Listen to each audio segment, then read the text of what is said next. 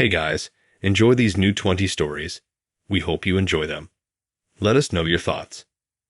And as always, most of you listening aren't subscribed, so please smash that subscribe button and hit that like button too. It's free and does so much for us.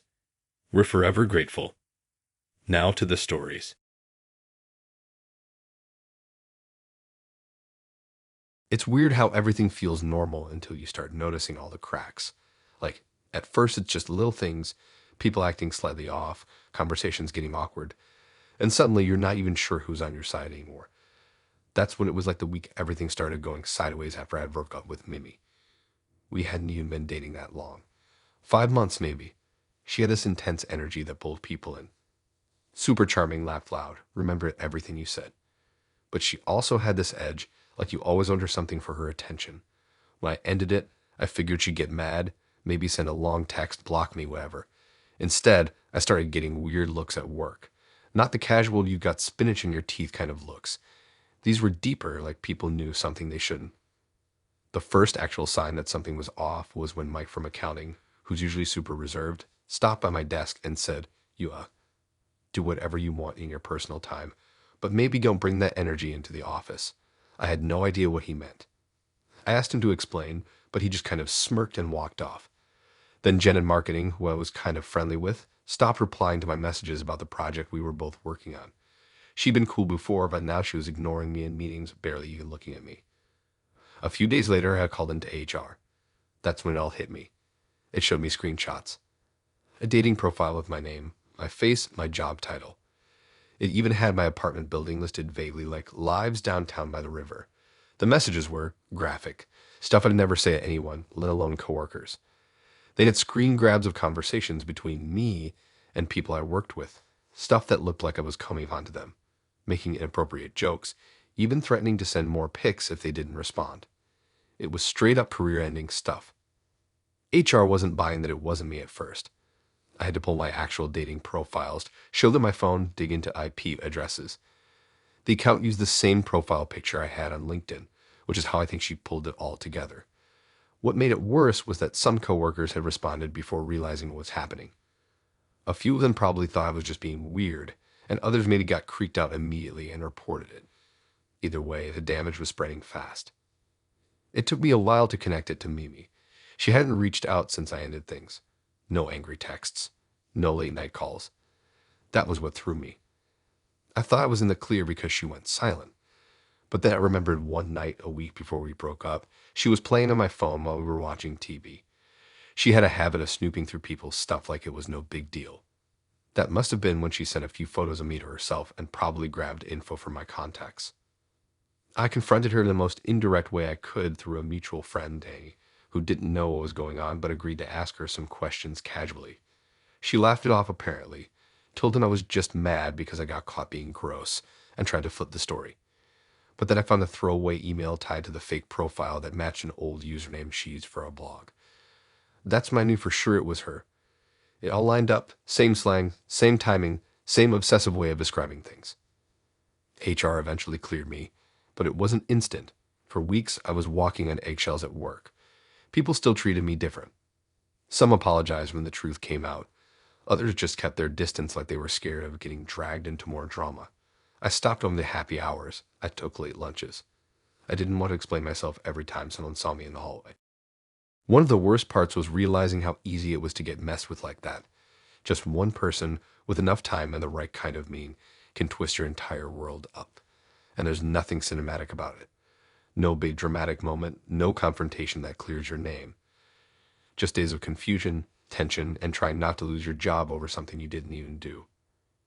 After everything, I blocked her on everything, changed my passwords, pulled down most of my public profiles, and started using two-factor authentication like a religion. It's hard to trust anyone after that, honestly. It messes with your head more than you think, because it's not just someone spreading rumors. It's someone pretending to be you and doing it so well that people believe it. Sometimes I wonder what she got out of it. Like, what's the end goal in that kind of chaos?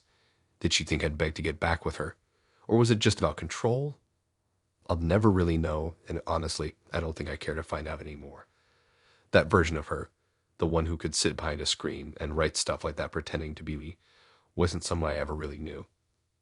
But now I'm going to pay attention, not just to red flags, but to the subtle stuff. The way someone reacts to not getting what they want. The way silence can be louder than yelling. You don't always hear the explosion. Sometimes it's just a quiet click of someone logging in under your name, hyping out your downfall while you're still trying to move on. Anyway, that's what happened with Mimi. I'd say I learned something from it, but honestly, I'm still trying to figure out how to feel normal around people again. Some stuff just sticks.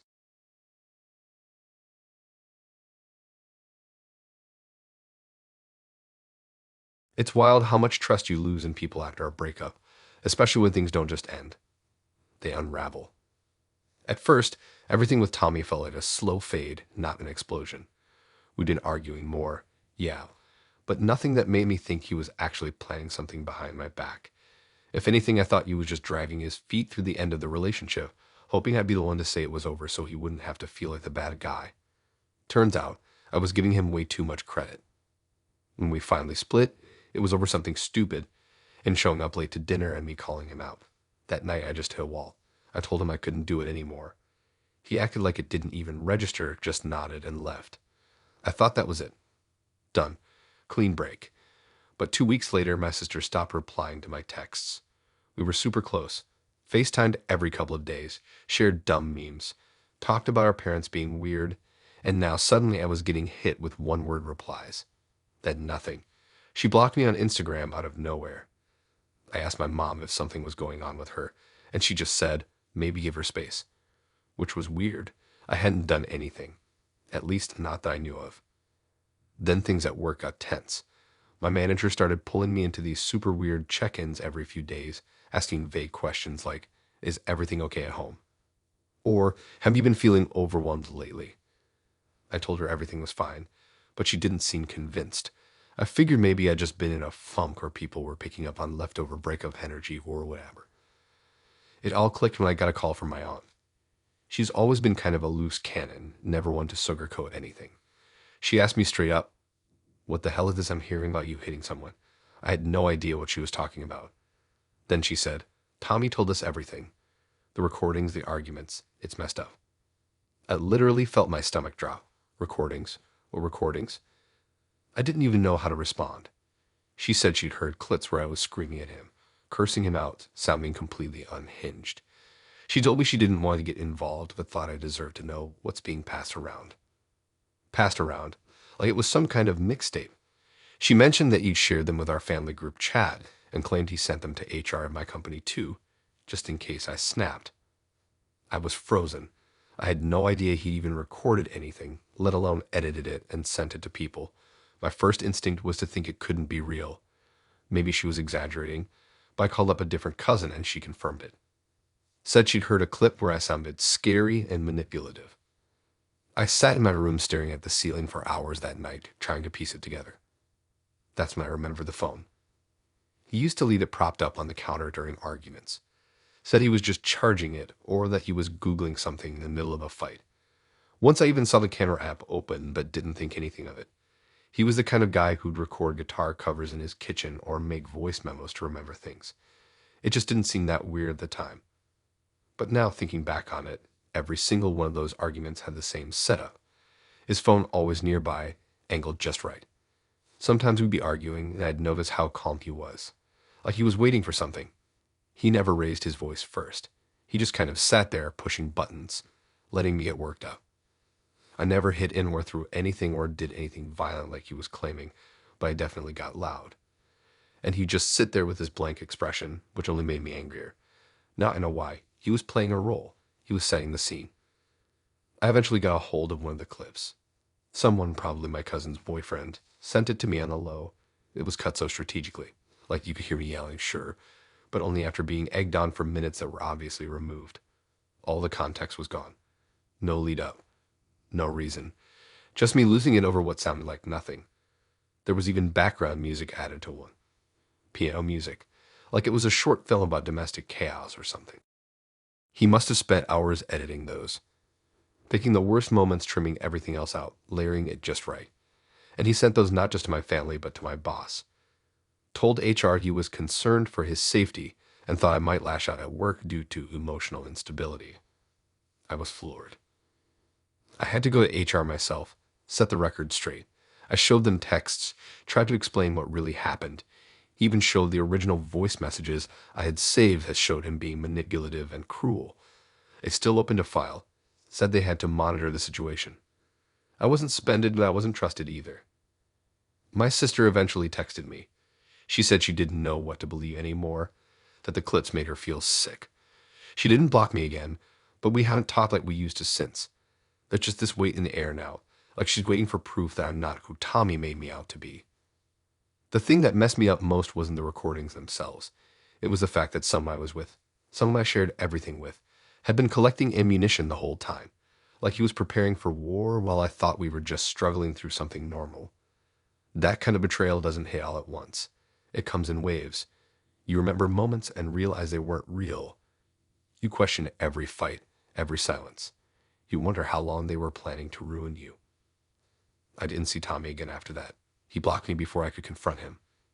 He got what he wanted, I guess. The moral high ground. The sympathy. The twisted narrative where he's the victim of this dangerous ex who lost control, and people bought it. Some still do. I've stopped trying to prove anything. People are gonna believe what they want. But what I can't forget is how calculated it all was. How long he must have been planning it. That's the part that sticks with me the most. Not the lies, but the patience. The quiet work behind the scenes. Like he wasn't just leaving me. He was erasing me and building a version of me he could control even after I walked away.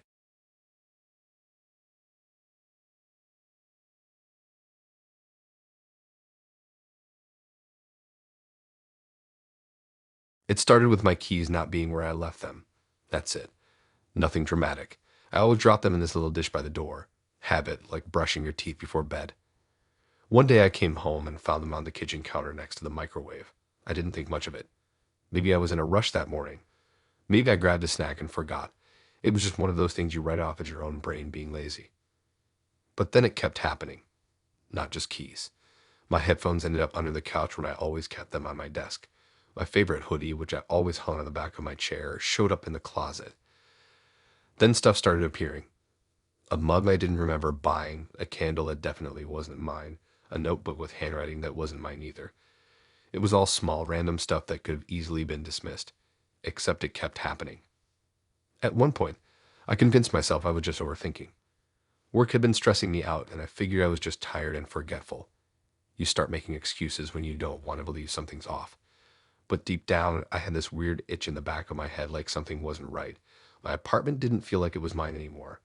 I'd walk in and the air just felt different. Like someone else had been in there while I was gone. Not in a dramatic way, just a slight shift. Something you couldn't see, but you could feel. One day, I noticed a picture frame on my shelf tilted just enough that it caught the light differently. I hadn't touched it in weeks. That's when I knew for sure I wasn't imagining it. Something was up. So I did what anyone would do when they start to question reality. I bought a cheap little camera and hid it in one of my plants. I didn't tell anyone. I didn't even mention it to my friends. I wanted to see if this was just me losing it or if something real was happening. I set the camera to record while I was at work and checked the footage each night. It only took 2 days. She walked in like she owned the place. Calm, confident, like nothing was weird about what she was doing. Lily, my ex. The same Lily who had cried on my couch 3 months earlier when I told her it wasn't working anymore. The same Lily who begged me not to end things, said she couldn't breathe without me, whenever that was supposed to mean. After I ended it, she went full ghost. Blocked me on everything, stopped showing up at the spots we both used to go to. I thought she was gone. But there she was, in my apartment with a key, opening my fridge, drinking my juice, sitting on my couch. She didn't take anything. She didn't break anything. She just moved stuff. Slightly, just enough to make me notice. She adjusted my shoes by the door, put a random book on the coffee table, changed the channel on the TV, and left it on mute. It was like she was trying to leave fingerprints without actually being caught. Like she wanted me to feel off balance but not know why. That wasn't even the worst part. I went back and checked more footage.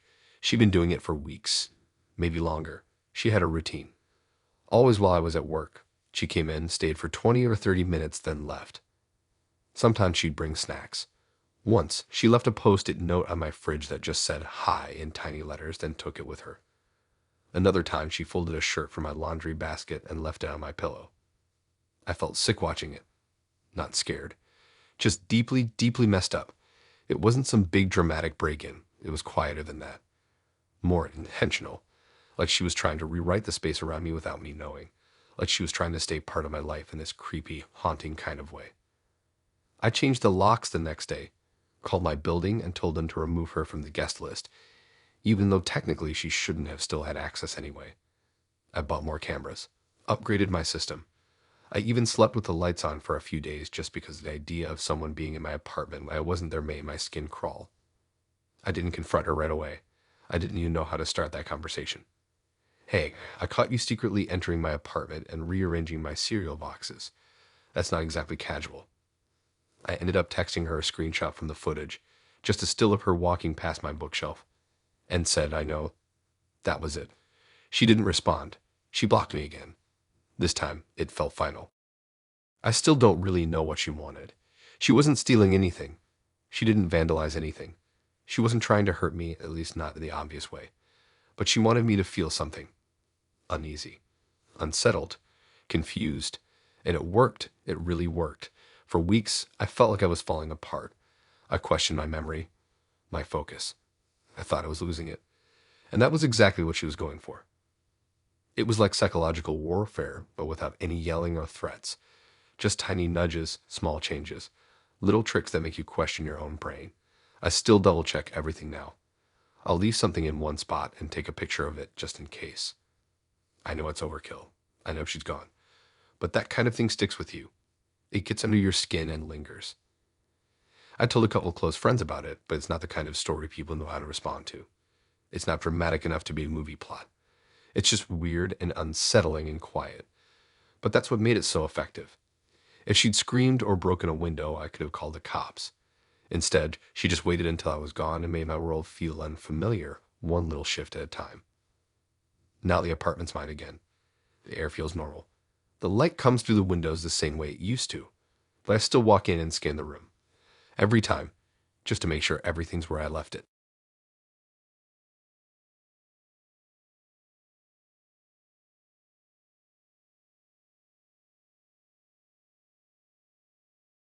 The first thing I noticed was the mail. Not all at once, just a few weird pieces here and there. Flyers with aggressive titles, pamphlets about government cover-ups, letters from political organizations I'd never heard of. At first, I just tossed them in the trash. Junk mail's nothing new, and I assumed my address got caught in one of those random data dumps companies love to sell. But then the letters started coming every day, not just one or two piles. Envelopes stuffed with donation forms, meeting invites, bulletins with my full name printed at the top like I'd subscribed on purpose. It wasn't just junk mail anymore. These were from real organizations, some of them sketchy as hell. Groups that were way too loud about their opinions. Extreme stuff. Anti-everything, conspiracy nonsense, weird homemade newsletters with typos and bold fonts screaming about truth and revolution. It was all sent to me like I joined some underground club I'd never even heard of. I thought maybe it was a mistake. Maybe someone used my info by accident. But then I got one that said, "Thanks for your donation. Your name has been added to the list of supporters in your area." That's when it clicked. This wasn't random. Someone was doing this on purpose. Someone wanted people to think I was involved in this mess. And whoever it was knew exactly how to make it stick. I tried ignoring it for a while. Just threw it all in a bag and stopped opening any of it. But the bag filled up fast. My mailbox started overflowing. One of my neighbors made a comment in the hallway, asked if I was running for office or something. Another one stopped saying hi. Then I overheard this older lady downstairs say to someone, "He's the one getting all that stuff. Don't be surprised if he ends up on the news." That's when I started to get paranoid. I talked to the building manager, asked if anyone had complained about me or if there were any packages with my name that looked off. He said no, and I could tell he was uncomfortable, like he didn't want to get involved. I get it, honestly, if I were him. I wouldn't want to be tied to it either. The vibe in the building shifted. People didn't make small talk in the elevator anymore. A few started giving me weird looks like they were waiting for me to pull a manifesto out of my backpack or something. I went through a stack of the mail to figure out what these groups had in common, and that's when I realized they weren't just political. They were polarizing. Every one of them stood for something that could seriously mess with my reputation if people thought I agreed with it. Some of them were known for showing up at protests or running shady campaigns. One newsletter actually had a picture of my apartment building on it, talking about expanding the movement locally. I felt sick reading it. At that point, I knew I had to figure out who was behind it. I ran through everyone in my head who might have had a reason to screw with me. Only one name made any real sense: Ads. Ads and I dated for a few months. It wasn't serious, but it got intense fast. He had this thing where everything either felt like the best day of your life or the worst. No in between. We had a lot of good nights, a few major blow-ups, and when I finally ended it, he didn't exactly take it well. He called me selfish cold, said I'd wasted his time. I didn't argue. I just told him I wasn't happy and it wasn't working. That was the last time we spoke. I had forgotten about the time I left my laptop unlocked at his place. He joked about stealing my identity, but I thought it was just one of those dumb things people say. Looking back, he probably grabbed my address, maybe even dug through my browser history or old forms I had filled out. That would have been more than enough to pull this off. I texted him once, just to see if he'd slip. I said something like, "Weird how much political mail I'm getting lately." He replied 2 minutes later with, "Maybe you finally found your people." That was all he said. No denial, no confusion, just that. I wanted to scream. I thought about going to the police, but what could I even report? He didn't threaten me. He didn't break in. He just signed me up for stuff. Stuff that made my life harder but didn't technically break any laws. I called one of the mailing list companies and asked them to remove me, and the guy on the phone said, "But you requested to be a top-tier donor." Are you sure? I had to send proof of identity, a written statement, just to get off the list. It wasn't just annoying. It was calculated. Ads didn't want to scare me. He wanted to discredit me. He knew how careful I was about my reputation, especially at work. He knew I lived in a building where people talk. He knew I didn't want to be seen as someone who supported anything extreme. And he used all of that to make people second-guess me without even saying a word himself. Eventually, I switched to a P.O. box. Had to reroute all my bills, packages, everything. I set up mail filters.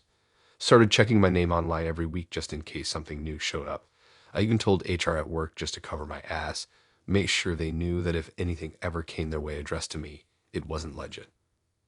I haven't heard from Ads since that one text, but the damage is still hanging in the air. People who used to wave at me now avoid eye contact. One neighbor left a note under my door that said, "Keep your beliefs to yourself." I don't even know which beliefs they were talking about. Doesn't matter though. Once someone thinks they know who you are, it's almost impossible to change their mind. I wish I could say I handled it better, that I figured out some perfect solution. But all I could really do was clean up what I could and try not to let it eat me alive. It's just crazy how someone can turn your name into something dirty without ever stepping into your apartment. Just your name, your address, and a little spite. That's all it takes.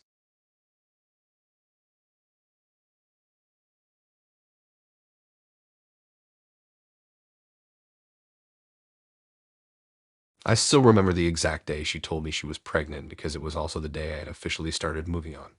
I had finally blocked her number, deleted the old photos, started getting back into a routine without her. And then, out of nowhere, an email. I didn't even know she had my work email, but there was subject line, "You deserve to know." That's how it started. At first, I stared at the screen, thinking it was going to be something dramatic but vague, like some long-winded goodbye. Instead, it was a few short sentences. "I'm pregnant. I thought you should know. I'm not asking for anything, but I hope you'll do the right thing." I remember leaning back in my chair and feeling this mix of shock and complete dread. We'd been broken up for a little over a month. The relationship had ended because she kept guilt-tripping me over stuff I didn't even do, twisting every normal thing into some personal attack. I knew I wasn't in love with her anymore, but this pulled me back in before I even had time to process. I responded like a rational human. I asked if she was okay, how far along, what her plan was. She replied with a picture of a pregnancy test and a blurry photo of a calendar with a date circled. She said she'd already had a doctor's appointment, was 8 weeks in, and didn't want to force anything, but hoped we could talk. I'll admit I believed her. Not right away, but I believed that maybe it was real. She didn't seem like the kind of person who would lie about something that serious. We met by a coffee shop. She looked tired and dramatic in the way people do when they want you to ask questions. She had a manila folder with her and slid it across the table like it was part of some business deal. Inside were 2 printouts of ultrasound images. My stomach dropped. It felt real now. There was even a note scribbled in the corner that said, 8 weeks, healthy heartbeat. She didn't say much, just kept rubbing her stomach like she was waiting for me to say something profound. So I told her I'd be there.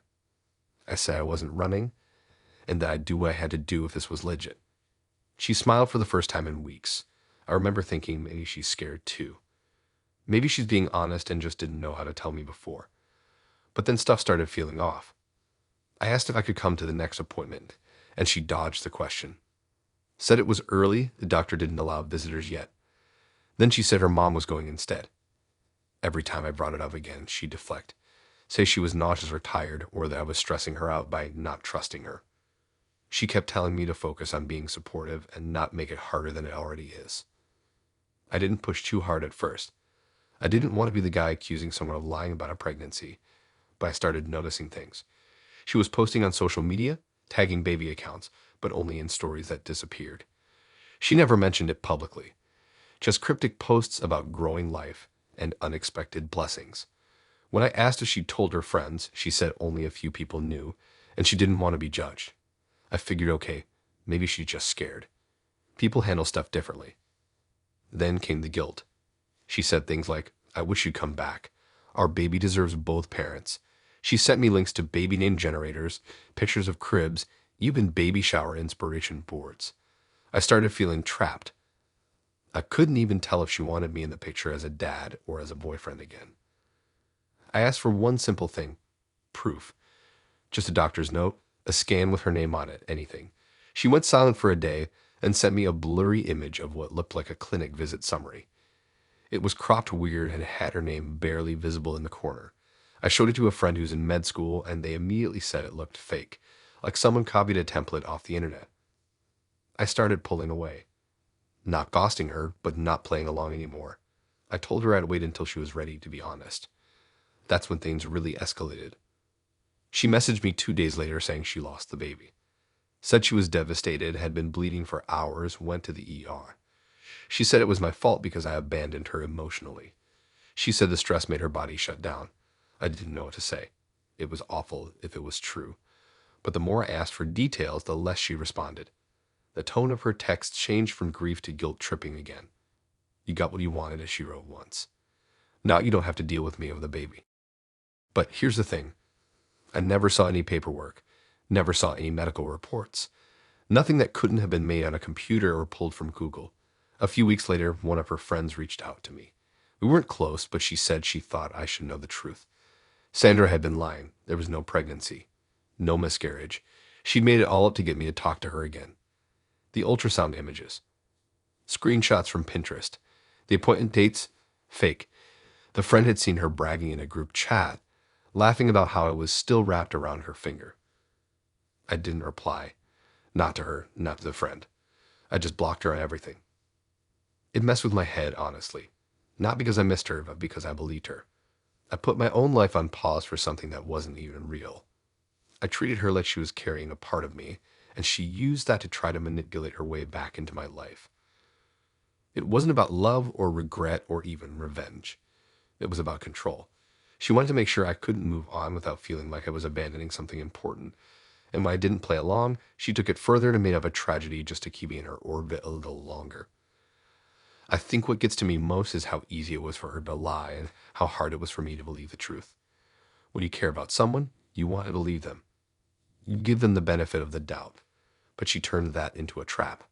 And the worst part, she did it calmly like it was just another step in the plan. Like the fake pregnancy was a logical way to solve a breakup.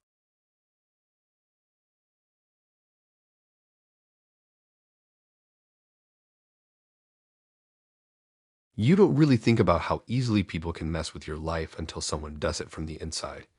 Not loud, not violent, not dramatic, just subtle, calculated moves that hit where it hurts most. For me, it wasn't a friend or a stranger. It was someone I used to date, someone who knew exactly how much I cared about my family, especially my little sister. That's what made it different. That's what made it personal. It started with distance. My sister stopped calling me. We used to talk all the time, quick chats after class, sending each other dumb memes, late-night rants about nothing. But suddenly, she was quiet. She'd leave my messages on read or give me vague excuses like been busy or had a lot on my plate. At first, I didn't worry. She's a teenager.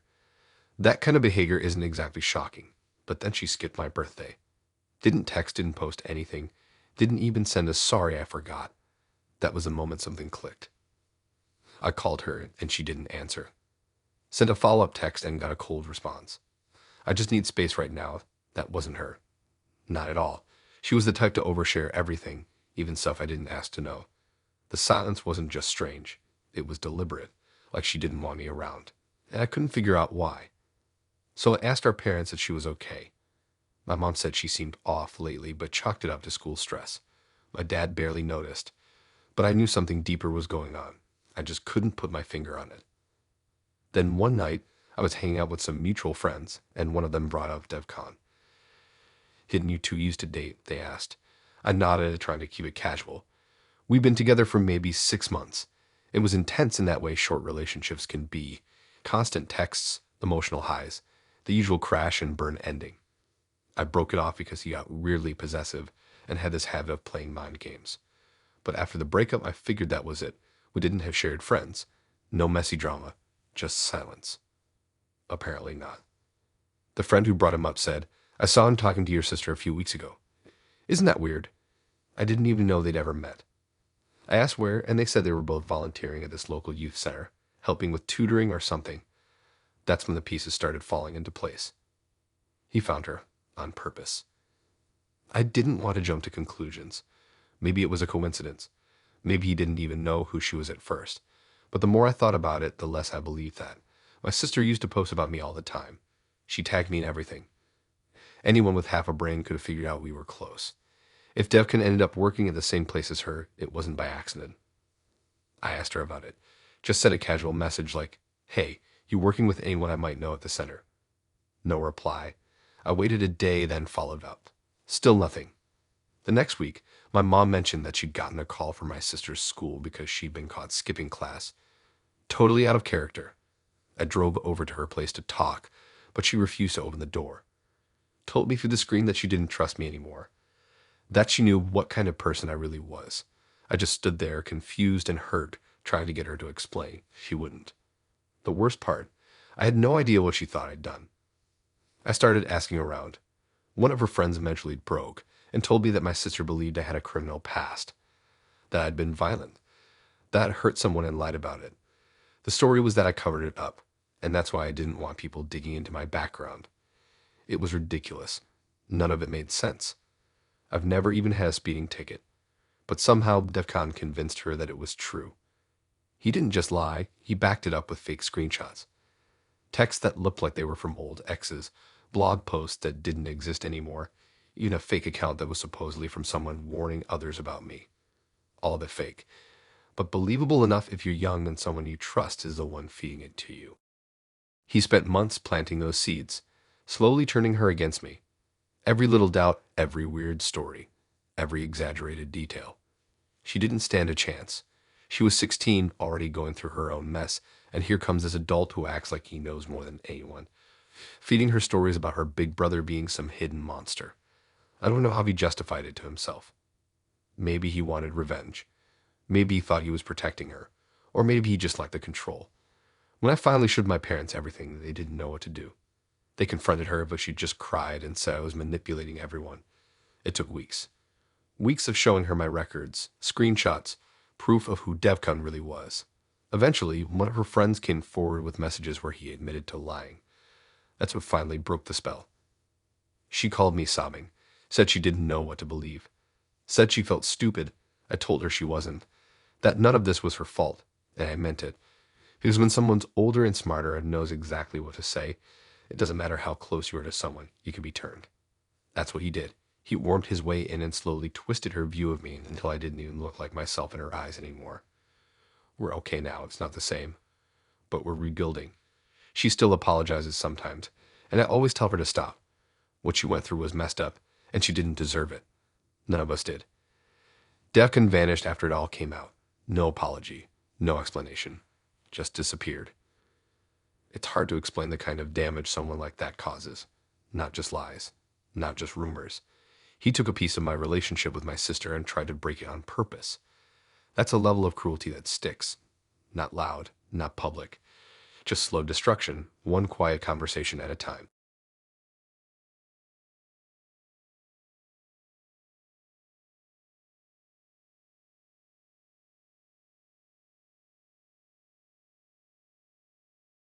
You know that feeling when something's off, but you can't explain why.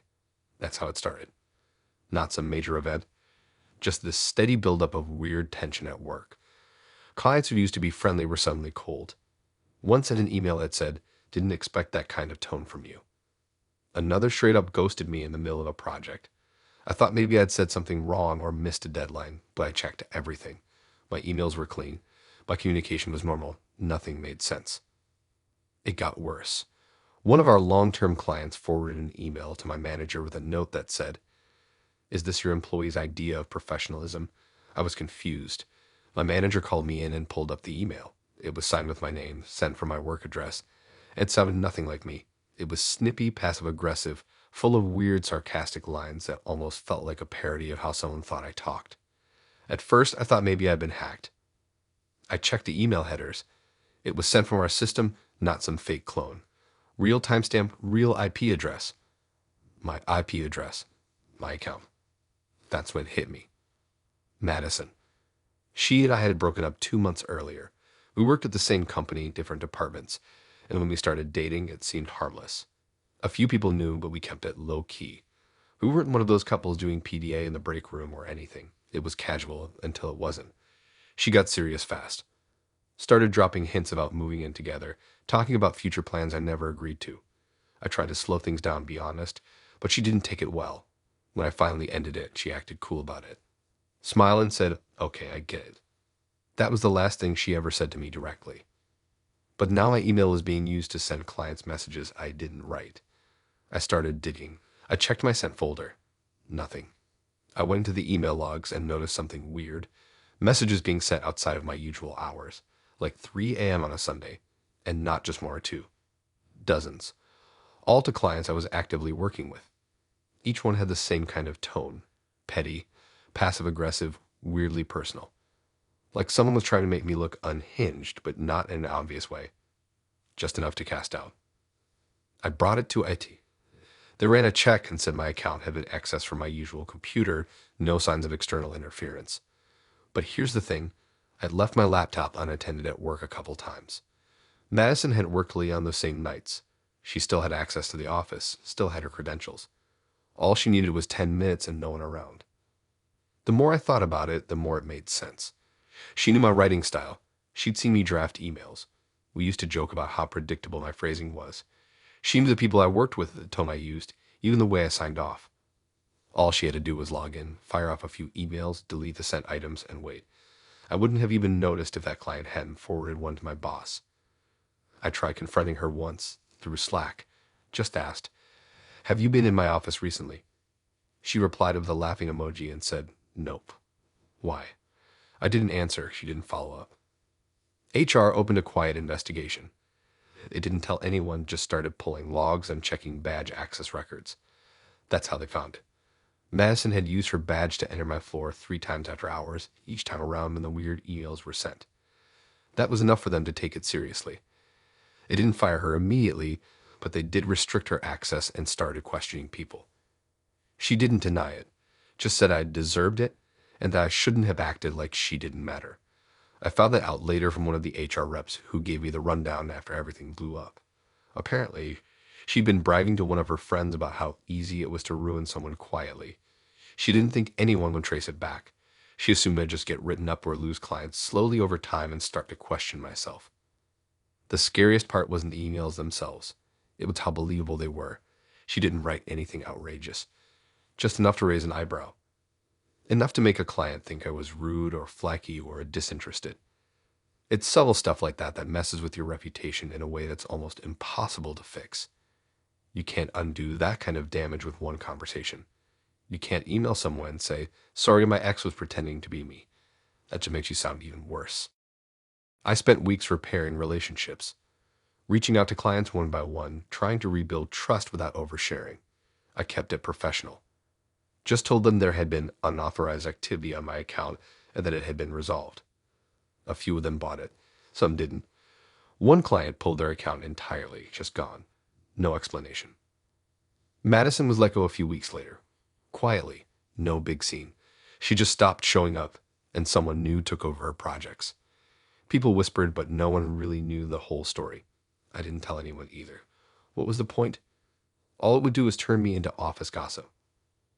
What stuck with me wasn't just the betrayal. It was how calm she'd been through it all. No shouting matches. No dramatic texts. Just quiet revenge, executed with precision. She didn't want me back. She didn't want closure. She wanted control. She wanted me to look like the bad guy without ever raising her voice. And honestly, it almost worked. I've changed everything since then. Two-factor on all my logins. Never leave my laptop unlocked, even for a second. I don't date people from work anymore, and I double-check every message before I send it. I still get anxious when I see a weird reply from a client. There's this part of me that's always wondering if some leftover draft from that time is still out there waiting to surface. The email stopped. She's gone. But the damage she did wasn't loud. It was slow and quiet and personal. And that kind of thing sticks longer than you'd think.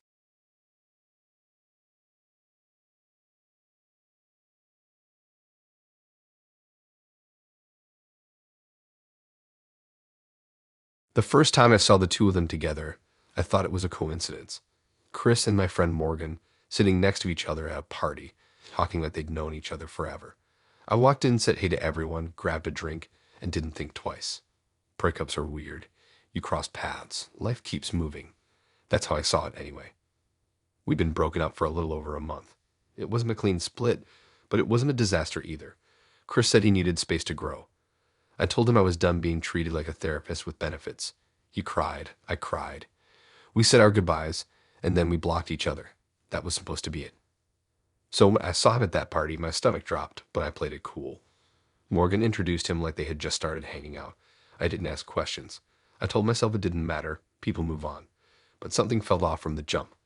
The way Chris looked at me and then immediately turned away.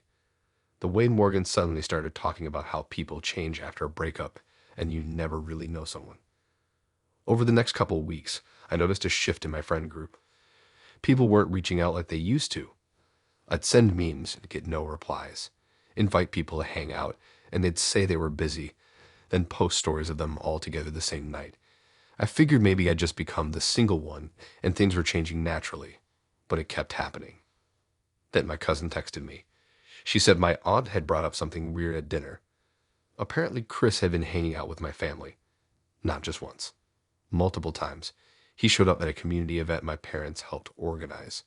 Went to lunch with my uncle. Even visited my grandma at the hospital when she was recovering from surgery. None of them told me. I had no idea he was even in contact with them. I started asking around casually. My mom mentioned that Chris had reached out to clear the air. She said he seemed really broken up about how things ended and just wanted to stay connected. I asked if he said anything about me, and she paused before saying, well, he just wants you to be okay. That's when I knew he'd been planting things. Not full lies, just enough to tilt the story in his favor. I tried talking to Morgan about it. Asked her how serious things were between her and Chris. She said it was casual, that he had just been a good listener while she was going through some stuff. I wanted to believe her. I really did.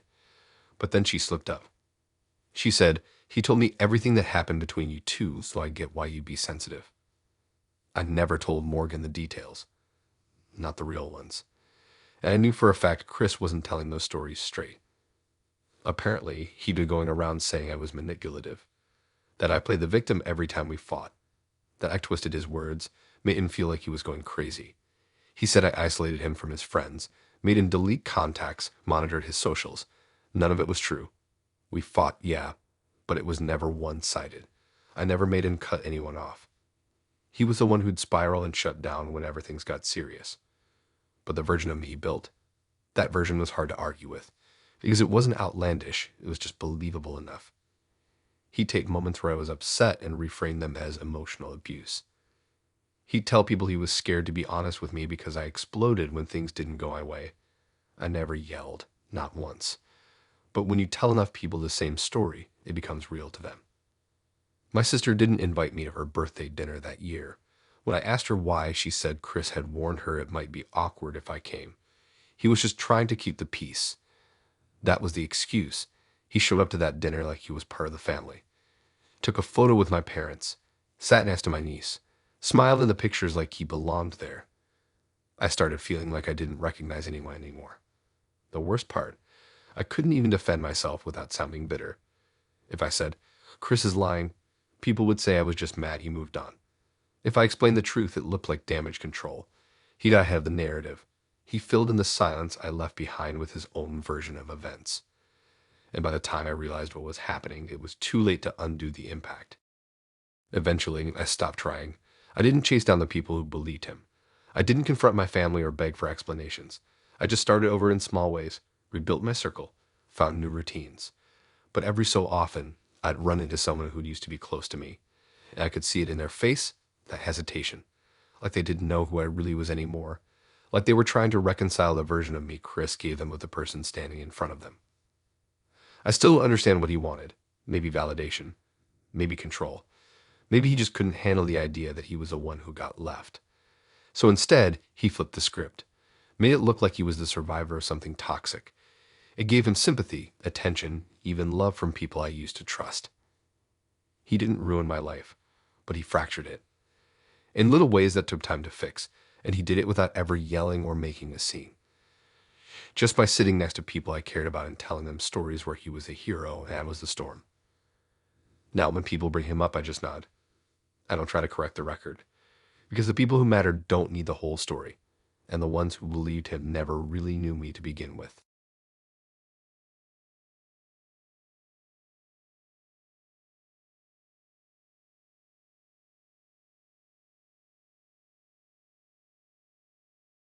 The first time I saw the TikTok, I laughed.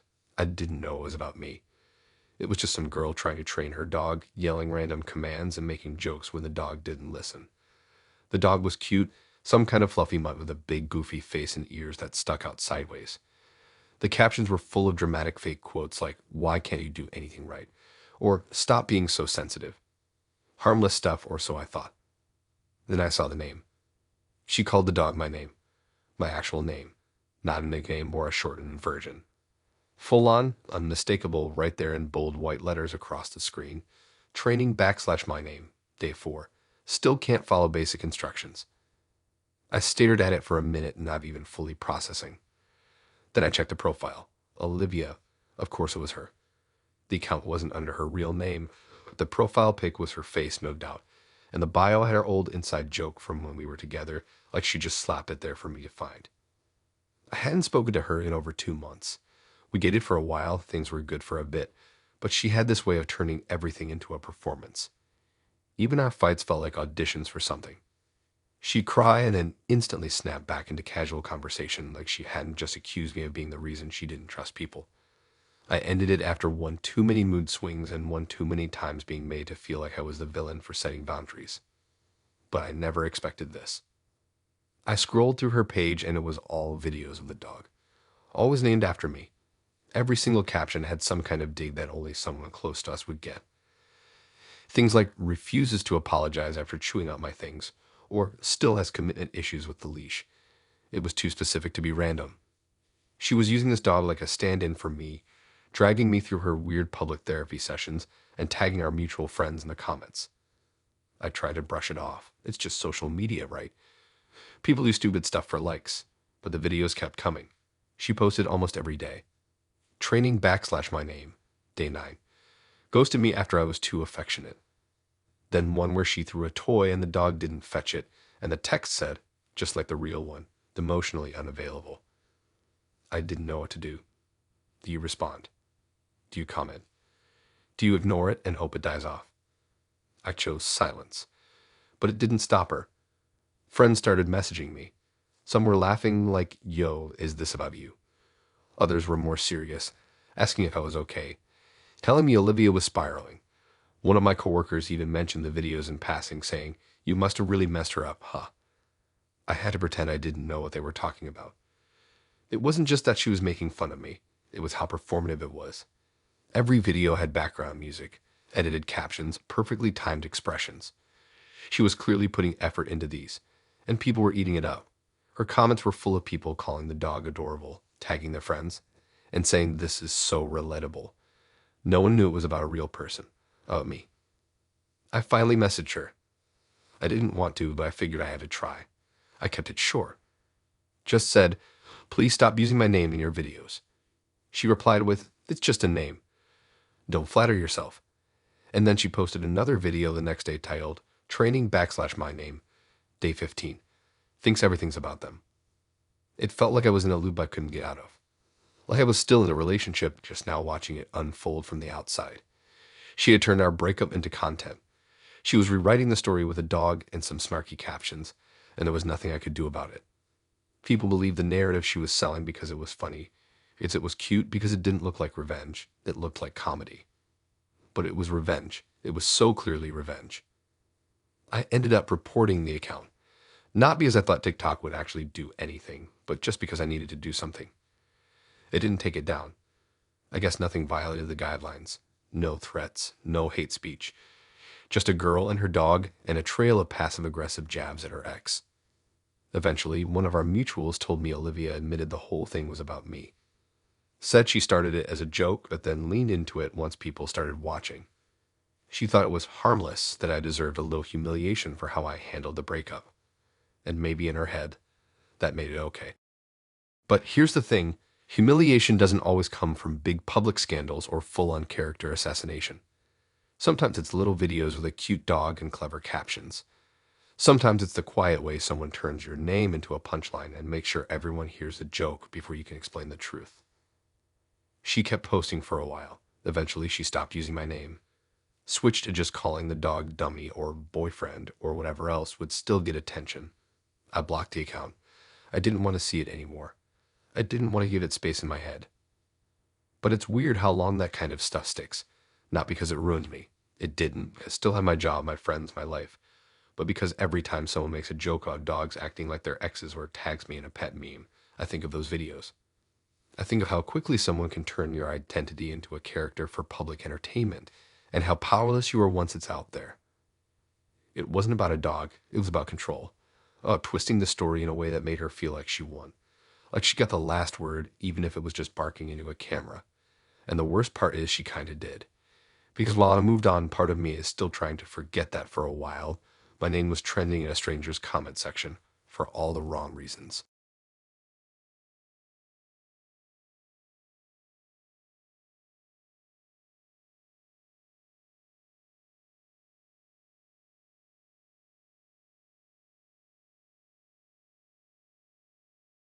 I always thought breakups were supposed to be about two people.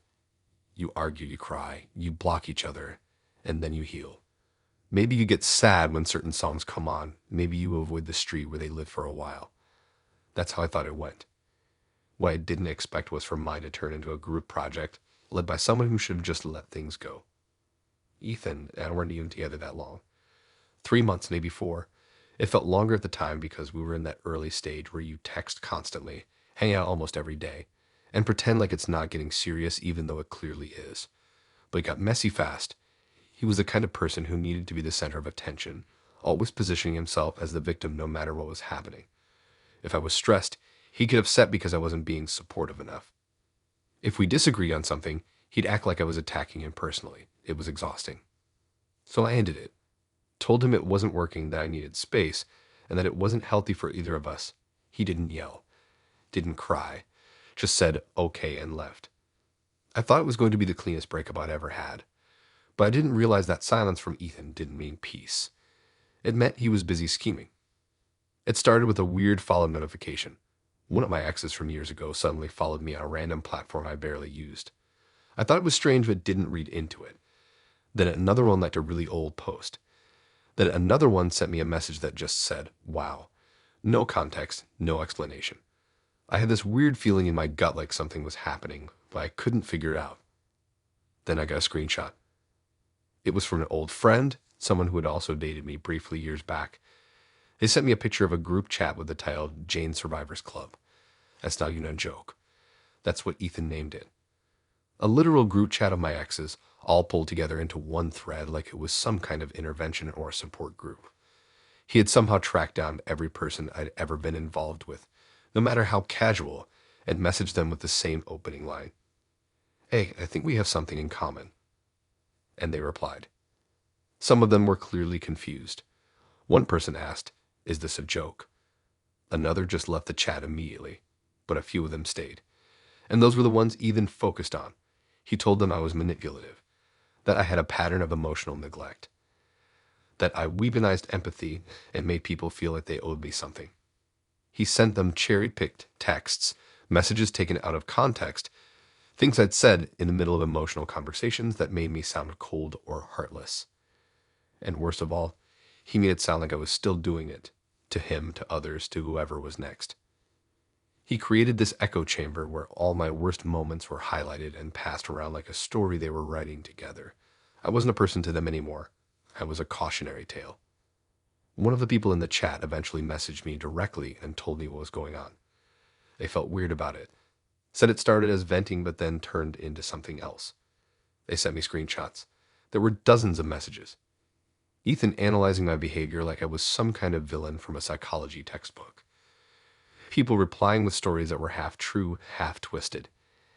And in the middle of it all, Ethan directing the whole thing, always pushing the narrative forward. He didn't just want sympathy. He wanted a movement. He wanted a group of people to validate that he had been wronged, that I was dangerous, that breaking up with me wasn't just sad, it was surviving something toxic. And he got what he wanted, at least from a few of them. It spread from there. Posts started popping up, vague stuff. Quotes about healing from emotional damage with captions like, "Finally seeing the pattern." A couple mutual friends unfollowed me without a word. I heard from someone else that Ethan had DM'd them with warnings about me. He made it seem like he was doing them a favor, like he was just trying to protect them in case I ever tried to get close. The thing that messed with my head the most was how he was able to turn history into fiction so easily. Like, yeah, I'd made mistakes in past relationships. Who hasn't? But he exaggerated everything until it was unrecognizable. He made normal human flaws sound like intentional acts of harm. And because he had a few people agreeing with him, it looked like truth. I confronted him once. Not aggressively. I just asked why. Why go through all that trouble? Why pull strangers together just to paint me as some kind of monster? He didn't answer directly. Just said, "You made your choices. Now you get to see what they look like from the outside." I didn't reply. I just blocked him and left it alone. I don't know if the group chat is still active. I don't want to know. What I do know is that I lost people I thought were on my side.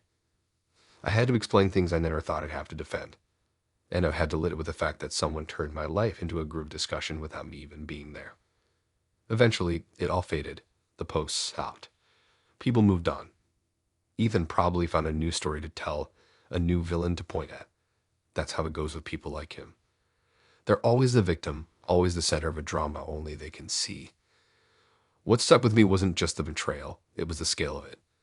The sheer effort he put into dragging me down. Not by screaming, not by threatening, but by quietly turning my past into fuel for his present.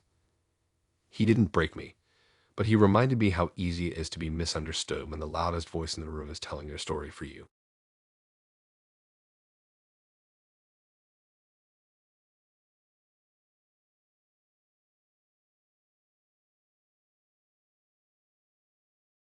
It started with a message request on Facebook from someone I didn't know. Their profile picture was just a blurry photo of a lake, and their name looked fake, like a combination of random words.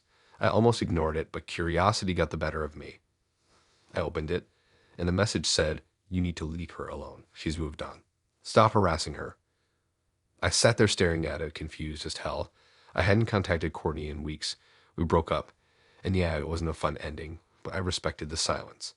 I didn't text, didn't call, didn't like any of her posts. I gave her space. But here I was being accused of something I hadn't done. I replied, just to clear the air, "I haven't talked to her.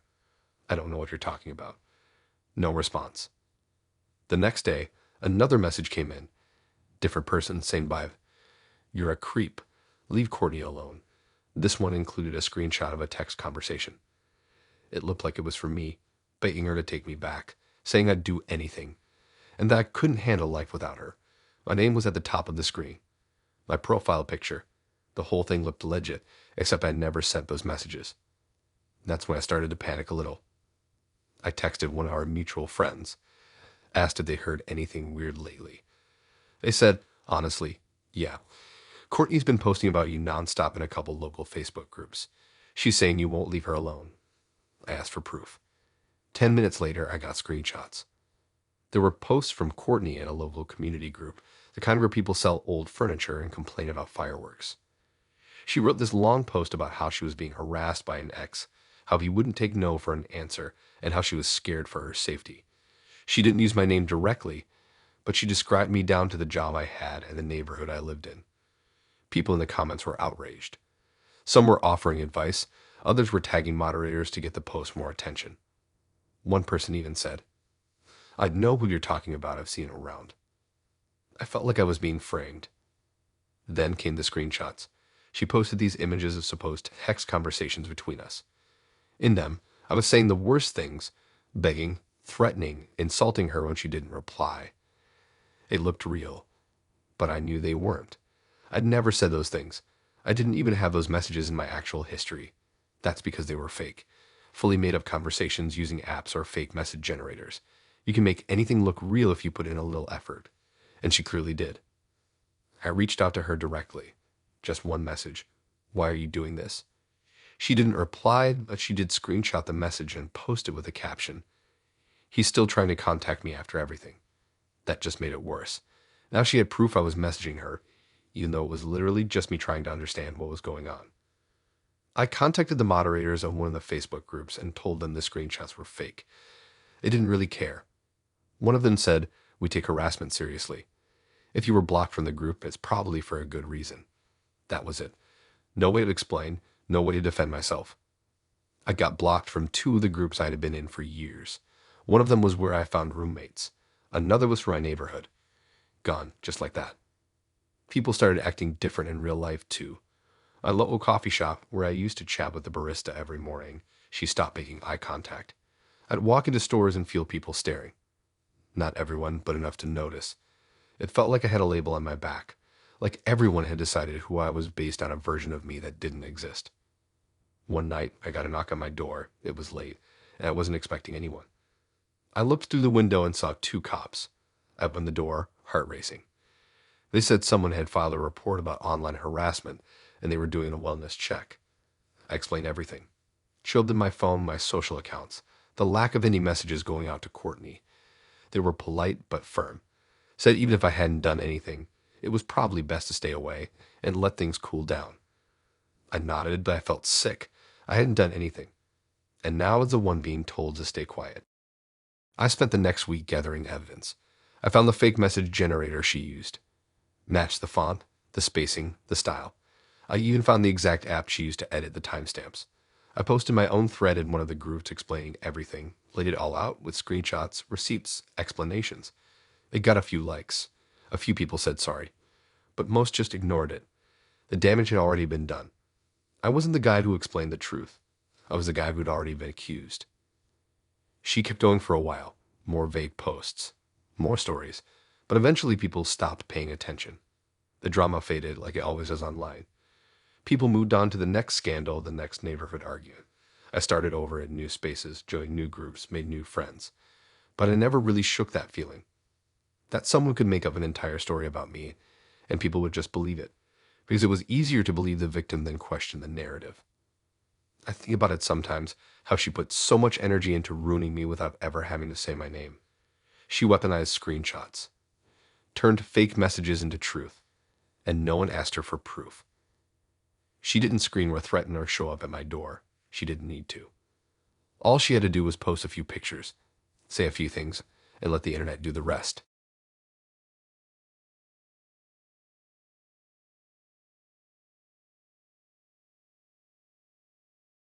The first time I saw the tattoo, I thought it was fake. Not some weird tribute or romantic gesture, just fake. A joke maybe. Or one of those temporary tattoos people post for attention. But it wasn't. It was real. My actual name in black block letters across the inside of Ryan's wrist like a name tag someone forgot to take off. We had broken up 2 weeks earlier. It wasn't some train wreck of a breakup. No yelling in public, No door slamming, no dramatic walkouts. It was quiet. We sat down, talked it out, realized we weren't on the same page anymore, and called it. I thought that was it. It hurt, sure, but we were civil. There were no threats, no bitterness, just two people who stopped working. Then I got a message from one of our mutual friends. It was a screenshot of Ryan's Instagram story. No caption, just a photo of his forearm. My name in bold ink. The skin around it still read like he'd just gotten it done. My friend just sent the picture with one line underneath. Is this real? I didn't respond. I stared at the screen, trying to figure out what the hell I was looking at. We'd never talked about tattoos, never joked about it, never even brought it up. There was nothing sentimental like that between us. He wasn't that guy. At least I didn't think he was. Then I started hearing from people. People asking questions, acting weird, saying things like, "You made him do that?" Or, "Why would you pressure him into something like that?" At first I didn't get it, but it didn't take long to figure out what was going on. Ryan had been telling people that I made him get the tattoo, that I pushed him into it while we were still together, that I told him it was proof of love, and that if he didn't do it, I'd leave him, which was a lie, a complete made-up lie. I was furious, not just because he lied, but because it was believable enough that people didn't question it. It played into the idea that I was controlling, that I needed to mark someone as mine, that I was the kind of person who'd threaten to walk unless I got some public, permanent gesture. He told his new girlfriend that story too. I found that out when she messaged me. I didn't even know he was dating someone new already. She sent me a long, angry DM accusing me of emotional manipulation. She said I branded him like a possession, and that he was still trying to recover from the psychological damage I caused. It was like reading the plot to a movie I'd never seen. I told her the truth. I said I didn't even know about the tattoo until after we broke up, that I never asked for it, that it was entirely his idea, done completely without my knowledge. She didn't believe me. She just said, "Of course you deny it," and blocked me. After that, things got weirder. I'd see people around town, people I knew through him or through friends of friends, and they'd give me this look. Not disgust exactly, not pity, just that subtle kind of judgment you can feel in your chest. I heard someone at a party whisper, "That's her. That's the one who made him get the tattoo." I pretended not to hear it. I smiled and left early. Ryan, meanwhile, was thriving on the attention. He posted another picture of the tattoo a week later. This time it had a caption, "Some mistakes don't fade." Like it was a mistake. Like he was some tragic figure who got caught up with the wrong person, and now had to live with the consequences written on his skin. It worked. People believed him. The story spread.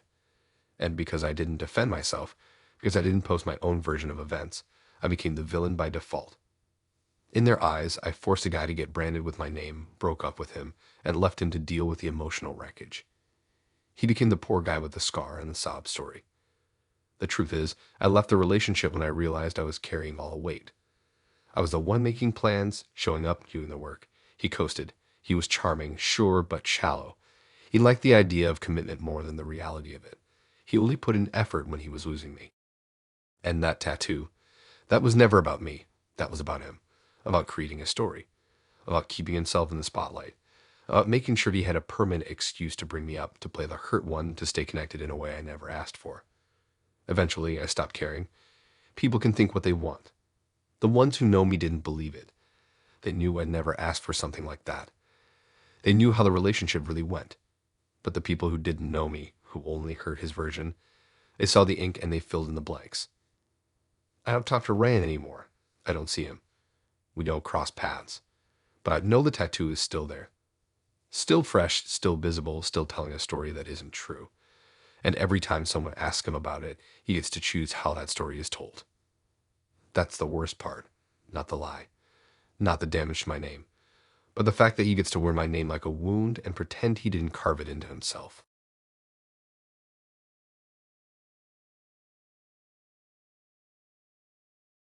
It's one thing to end a relationship and block someone.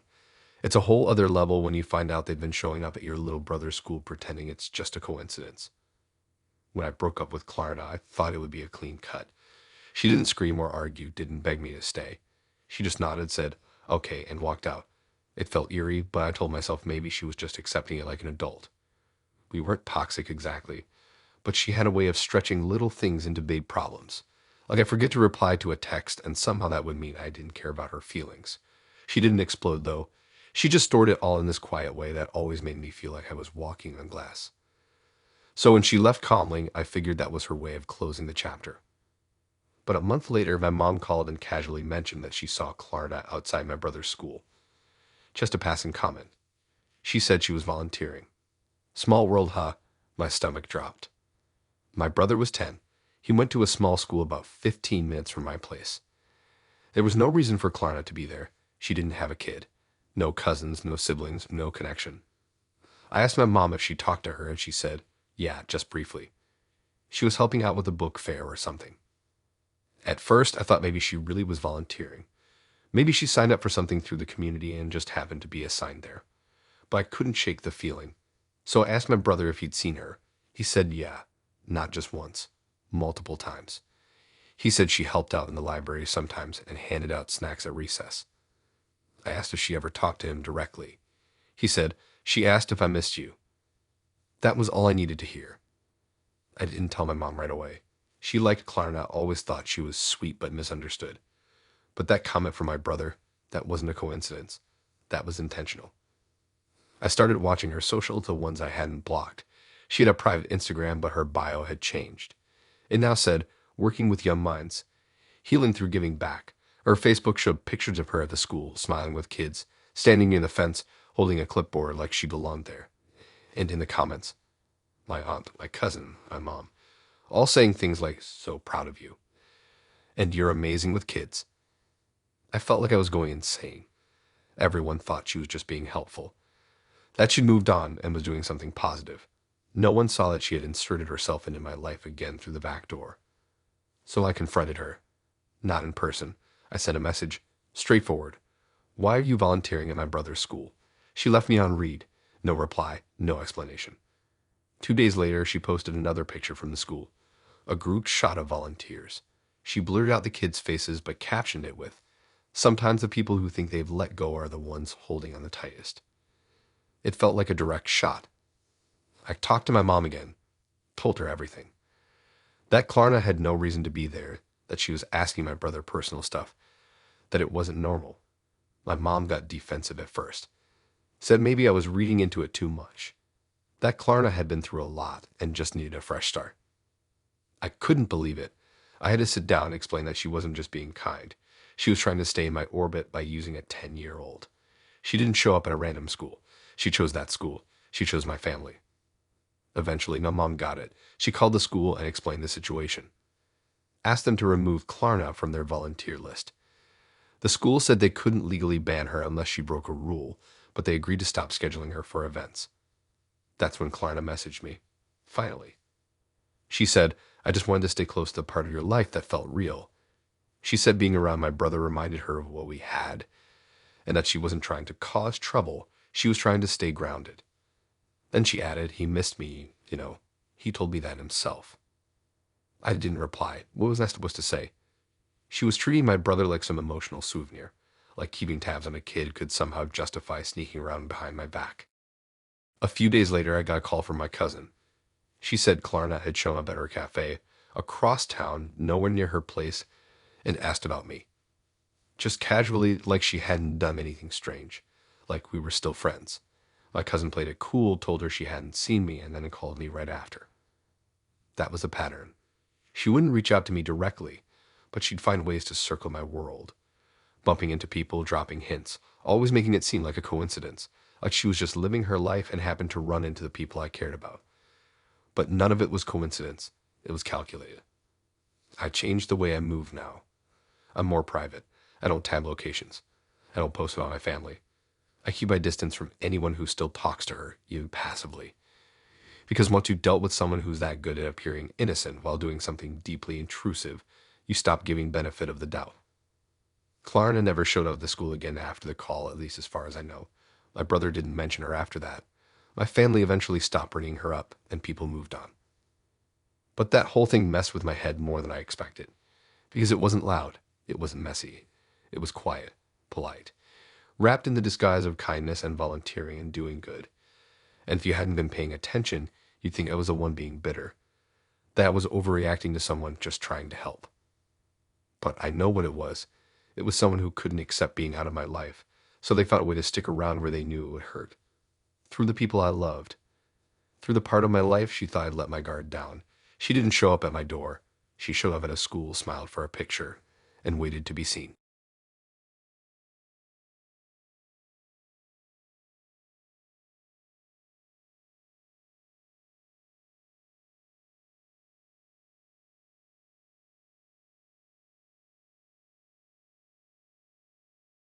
I found out about the video because someone from high school I hadn't spoken to in 5 years texted me a link with one word, Dan. No explanation, just that. I didn't even recognize the number at first, but curiosity got the best of me. I clicked the link and it took me to a YouTube video titled, Why You Should Never Date Someone Like / My Name. My actual name. No alias, no code name, not even initials. Just me. And the person behind the camera at Zach. I sat there for a second, staring at the screen like it couldn't be real. Then I hit play. The video opened with dramatic music and black and white clips of us together. Stuff I didn't even know he still had. Old footage from his phone. Me laughing in a car. Me sitting on the couch eating takeout. Me sleeping. Yes, sleeping. He had recorded me without my knowledge and used it for his YouTube intro like he was making a documentary about some public scandal. Then he started talking. He sat in front of his webcam, perfectly lit, hair done like he was going on a date. He looked directly into the lens and said, This is not a video I ever thought I'd have to make, but I feel like people need to know the truth. I almost laughed. The truth. The truth was that we broke up 3 months ago because he got weirdly possessive and started recording arguments on his phone so he could process later. That's what he told me at the time. He said it helped him reflect, helped him grow. I didn't like it, but I let it go because I didn't think he'd ever use those recordings for anything. But now I was sitting there watching him slice them up like a YouTube essayist dissecting a reality show villain.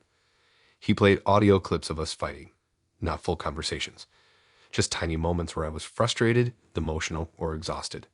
No context, no lead-in. Just me saying things like, I can't keep doing this, and you're twisting my words again. Then he'd pause the audio, turn to the camera, and say stuff like, see how she reacts when I try to be calm. It was surreal. He added text overlays to some of the clips, like classic gaslighting behavior or watch the manipulation here.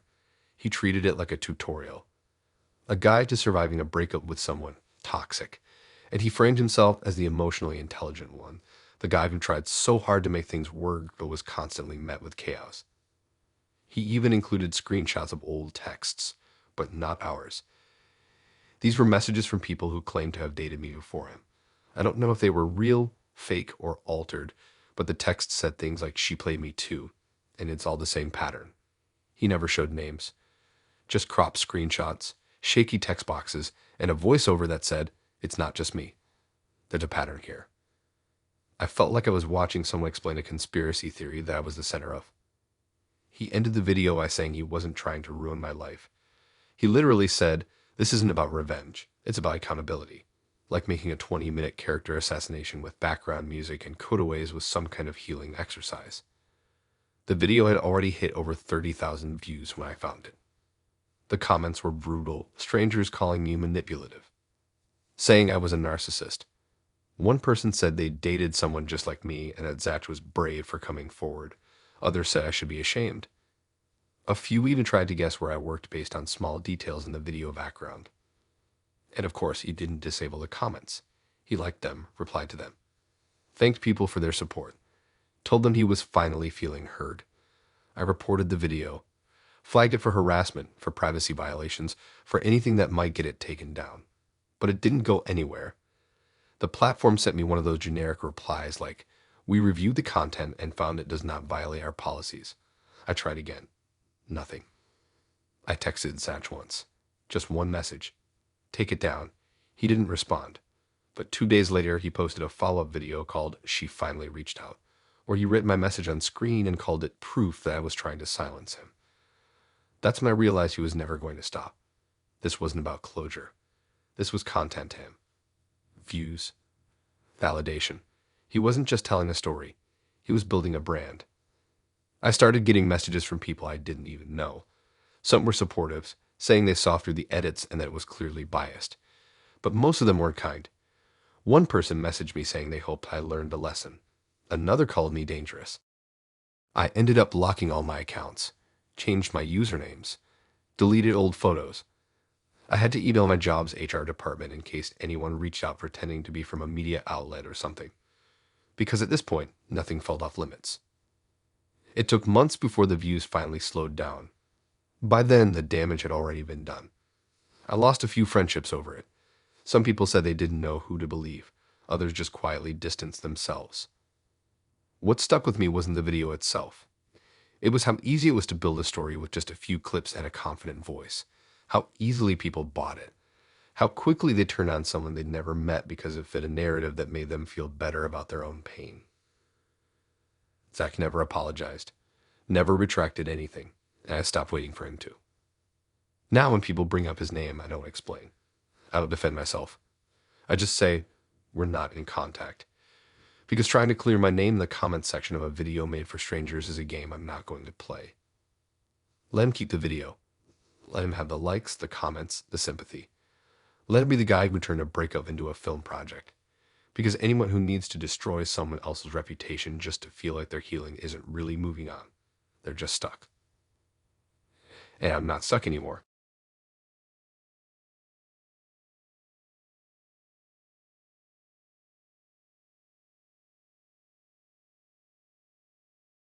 It started with a follow request.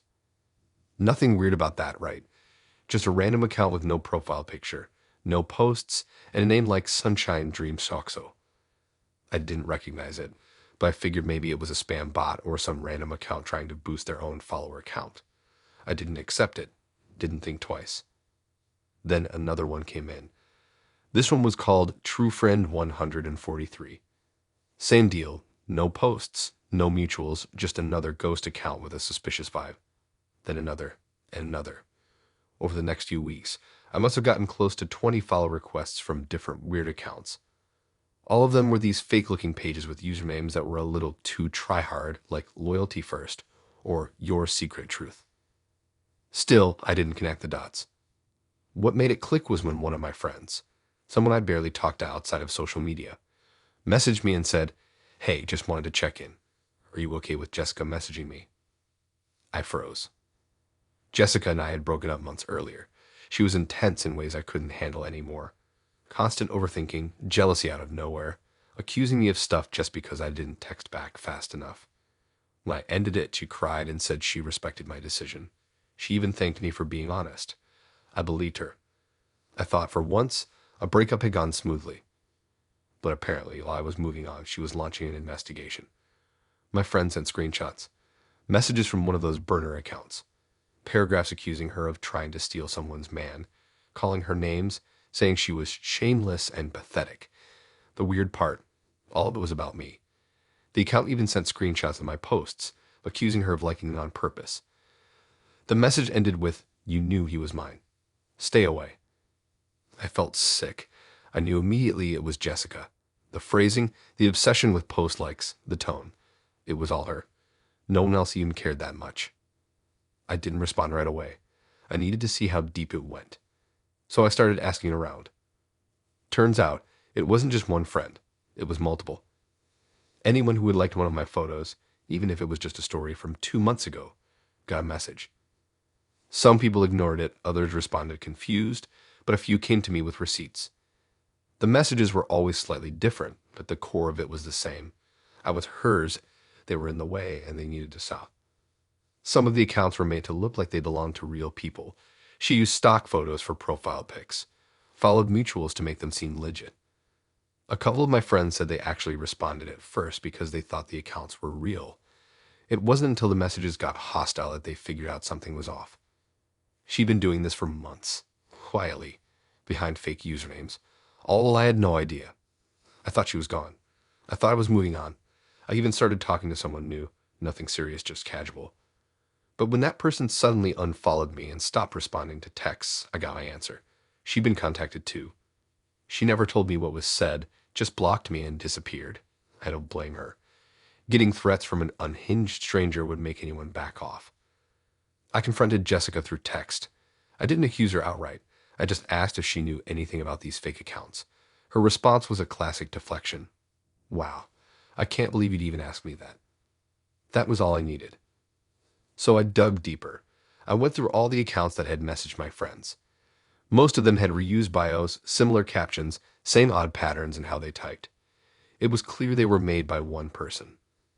I used to throw away account of my own and messaged one of them, pretending to be someone interested in me. The reply came fast. Insults, accusations, a warning to watch out because he lies. I screenshotted all of it. I didn't go public with it. I didn't post some dramatic story or try to call her out. I just sent the screenshots to her directly. No message, no explanation, just proof. She blocked me. No apology, no explanation. She didn't deny it, didn't defend it, just vanished from my phone. A day later, every burner account I had tracked was deleted. Gone. Wiped. Like they were never there. But the damage was done. Friends who used to joke with me on posts now stayed silent. Some stopped engaging altogether. I had to explain to people what happened without sounding like I was making excuses. And honestly, some didn't believe me. Because when someone attacks you through anonymous accounts, it always sounds paranoid when you explain it. It always sounds like maybe you're overreacting. Unless they've lived through it, they don't get how real it feels. I changed all my settings, made everything private, scrubbed old photos. I even stopped posting for a while. I didn't want to give anyone ammunition. I didn't want another person to get dragged into her weird revenge spiral just for liking a picture of me at the beach. Eventually, she resurfaced on a new account under her real name, pretended like nothing happened, posting motivational quotes, selfies pretending to be the victim of vape pain. She posted once about being betrayed by the person you trusted most, and I knew it was aimed at me. She wanted to flip the story, make it seem like asterisk I asterisk can occur asterisk her asterisk. But I didn't play into it. I ignored it, moved on, slowly rebuilt trust with the people who stayed. I even talked to the girl who ghosted me. She reached out weeks later and apologized after realizing the messages weren't from me. She said it freaked her out. Said the way the messages were worded felt personal, like the sender knew too much. Because she did. Jessica knew everything, and she used it all to try and keep control after she lost it. That's what this was always about. Control, not love, not heartbreak. Control. She couldn't stand the idea of me being liked by someone else, of someone thinking I was interesting, funny, worth their attention. So she turned social media into a battlefield. Quiet attacks, hidden messages, all under fake names with real damage. I never saw her in person again. Never heard her voice after that last breakup talk. But I kept hearing from the version of her she created behind the screen. The jealous, bitter shadow version. The one who couldn't move on without taking someone down with her. And all because someone liked my post.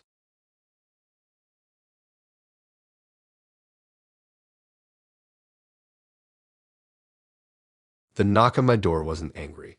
It wasn't frantic or aggressive. It was calm. 3 light taps like someone coming by to drop off cookies or borrow sugar. I didn't think anything of it. I was heating up leftovers and had my headphones in. Figured it was a neighbor or maybe a delivery. When I opened the door, I didn't recognize them at first. It took me a second.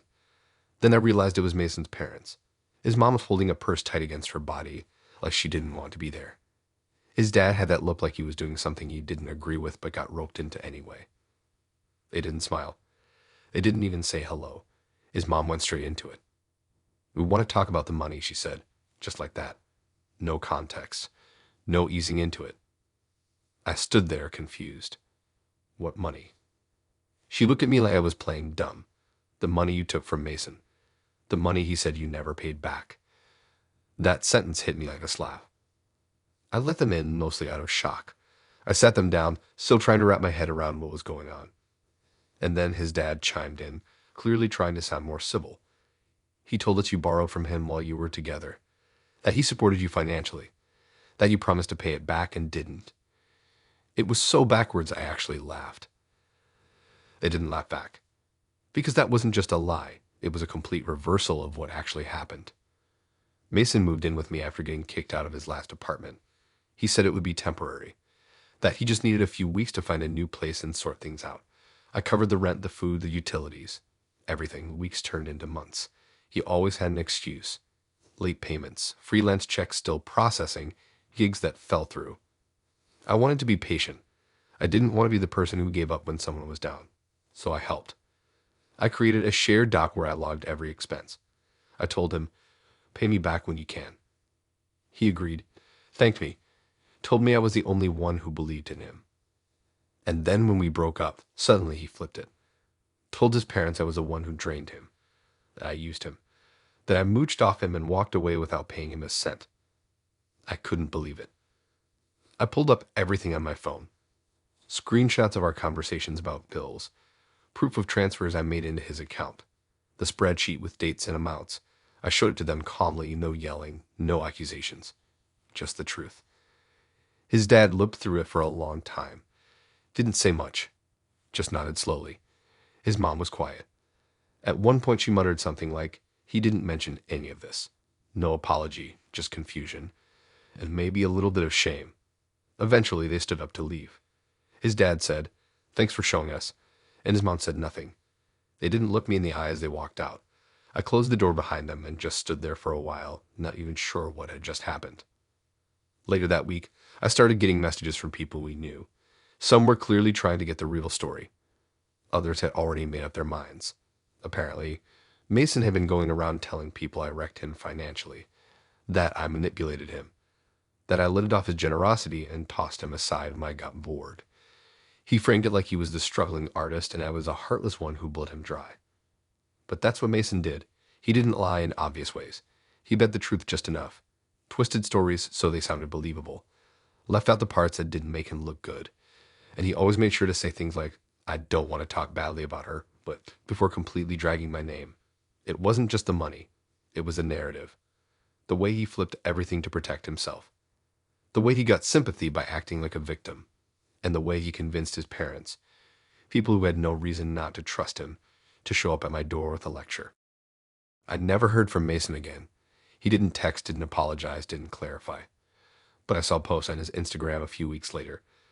It was some moody photo of him sitting on a couch, staring into the distance. The caption said, "Sometimes people take more than just money.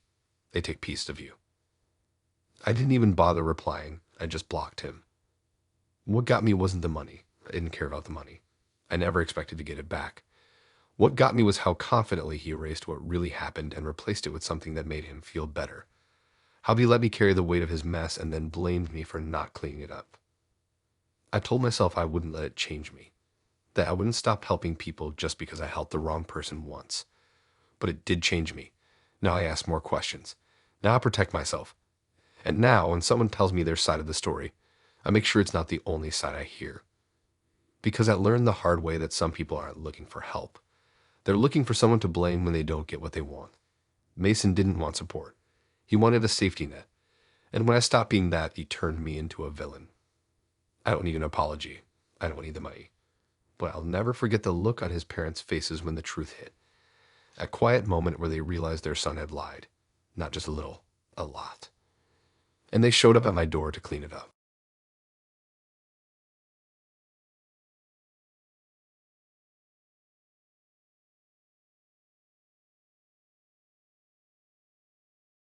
I almost got evicted because of the phone call I didn't know happened. It started on a regular Thursday. I got home from work, dropped my bag, kicked off my shoes, and was halfway through making dinner when I saw the note taped to my door. Call the property manager immediately. Urgent. No explanation, just that. My stomach sank. I thought maybe something happened with the building. Maybe a pipe burst or someone filed a noise complaint.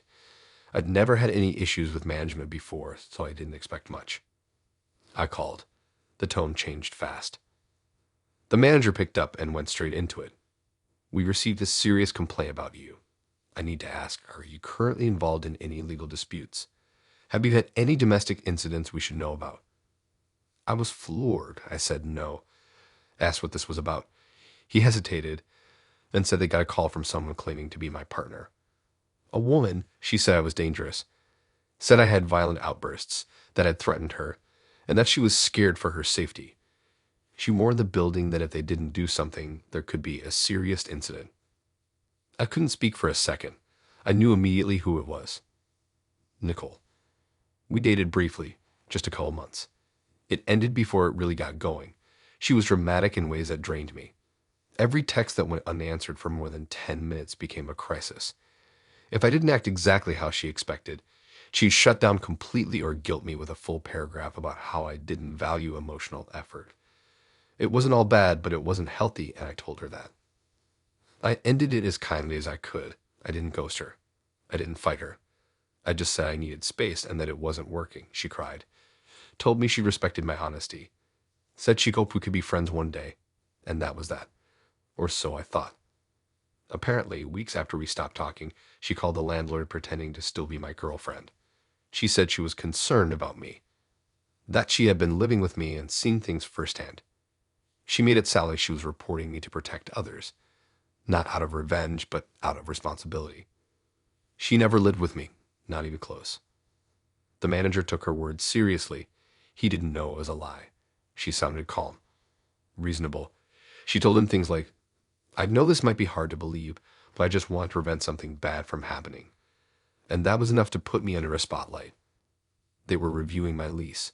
They were considering whether I was a risk to the building. I could hear in his voice. He wasn't accusing me, but he wasn't fully trusting me either. The doubt had already been planted. I had to sit there and defend myself against something that didn't happen, something that wasn't even based in reality. I offered to give in contact info for my past roommates, coworkers, anyone who could vouch for my behavior. I said I'd never had a single complaint, never raised my voice, never caused any issue. I was respectful, paid rent early, kept to myself. He said he'd take it under consideration. I hung up and just stood in my kitchen, stunned. I didn't even know how to feel, angry sure, but also kind of exposed, like someone had slipped a lie under the door and it was spraying before I could do anything about it. I tried calling Nicole, straight to voicemail. I texted her, did you call my landlord and say I was dangerous? No reply. She blocked me not long after that. Not just on my phone, on everything. Instagram, Facebook, even Venmo. She erased any channel I could use to reach her. But she didn't erase the damage. A week later, I had to go into the leasing office and meet with two people. They brought up the complaint again. I had to sit there in a cold chair under fluorescent lights and explain to strangers that no, I hadn't threatened anyone. No, I didn't have outbursts. No, I didn't even live with the person who made the report. I had to provide documentation, texts, emails, anything to prove the relationship was brief and ended peacefully. It felt insane. Like I was stuck defending myself in a trial for a crime no one actually witnessed. Eventually, they dropped it, told me they couldn't verify the claims, and that my record spoke for itself. But the vibe shifted. The people in the office were more distant now. The maintenance guy who used to make jokes stopped chatting with me. My neighbors started acting weird too, like maybe they'd heard something, like maybe the story had leaked. That's the thing about lies. They don't need to be proven to do damage. They just need to be said in the right tone to the right person, and then they spread. Quietly, with just enough doubt to make people step back and wonder. I never got an apology, never got an explanation. Nicole never reached out again. I don't think she ever will. But she knew what she was doing. She didn't need to confront me directly. She knew all she had to do was call someone in a position of authority and pretend to be calm and scared. The world listens to that voice, the quiet, trembling voice of concern, not the person trying to untangle the story after it's already out. I think about that sometimes, how easy it was for her to weaponize my living situation. One call, one lie. That's all it took to nearly get me kicked out of my apartment. All because I said I needed space. Now I'm cautious about who I let close. Not just emotionally, logistically. I don't leave my address on visible mail. I don't want to enter my building online. I keep things locked down because someone took advantage of my normal, quiet life and tried to make it look like a threat. She didn't need to scream. She didn't need to show up at my door. She just dialed a number, told the story, and disappeared. And I had to sit in the wreckage and prove I wasn't dangerous, prove I was safe, prove I wasn't what she made me out to be, just so I could keep my home.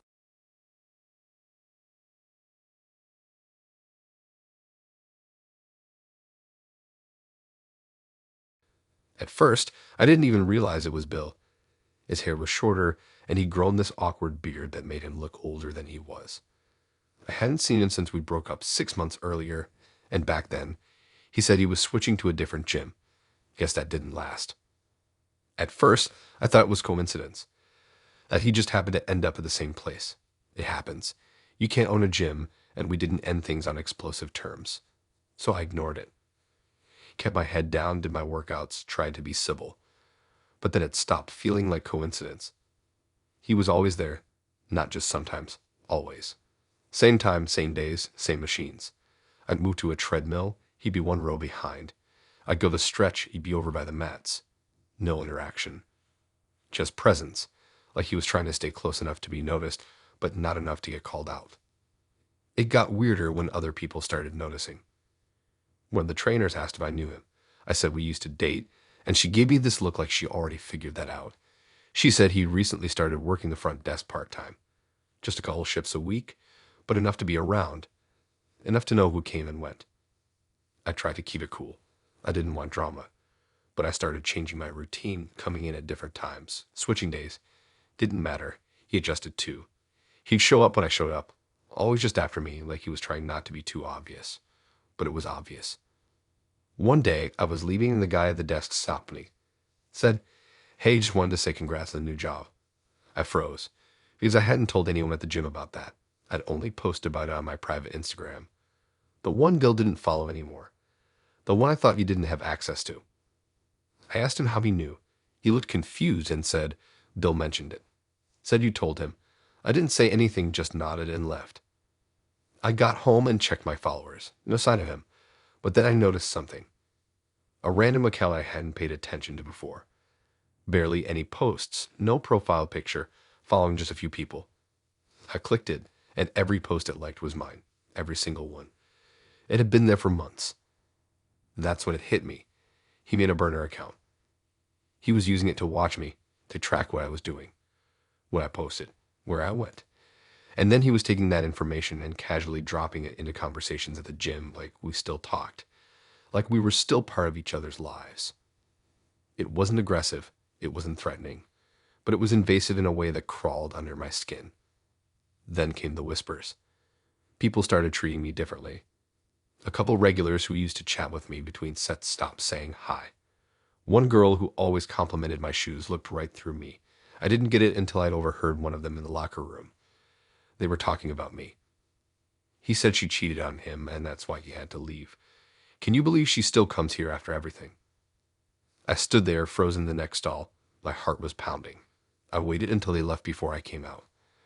Bill had been talking, spreading stories, saying I broke his heart, that I lied to him, that I used him, telling anyone who listened that I was the one who ruined things, that he stayed quiet for me to be respectful, that he wasn't trying to make people choose sides, he just wanted to be honest. He made himself look like a victim, soft-spoken, heartbroken, trying to heal. And people bought it. No one asked me for my side. No one wondered why he conveniently got a job at the place I've been going to for years. No one thought it was strange that he always ended up on the machine next to mine. They just believed him. Because he didn't yell. He didn't make scenes. He just played the long game. One day, I confronted him, quietly, in the parking lot. I said, "Stop talking about me. Stop watching me. Stop pretending this is normal." He didn't deny any of it. Just smiled and said, "I'm allowed to be here too." That was his answer for everything. I brought it up to management. Told them it was making me uncomfortable. They said unless he did something explicitly threatening, they couldn't do much. That he was an employee. That he hadn't broken any policies. They suggested I try a different time slot. So I left. I canceled my membership. Found a new place. One farther from home, more expensive, but quieter. Cleaner. No shared history. Even now, I still triple check who views my stories. I watch for new follows. I don't tag locations in real time. Because Bill turned a shared space into a stage. He turned other people into an audience for a breakup that should have ended months ago. He didn't scream. He didn't beg. He just showed up. Again and again. Smiling. Pretending. Whispering little lies that changed the way people looked at me. And that kind of thing doesn't leave bruises. It just lingers. So, yeah, it started with a smile. And it ended with me walking away from a place that used to feel safe. Because some people don't need to break in to mess with your life. They just need a job application and a story that makes them look like the one who got hurt.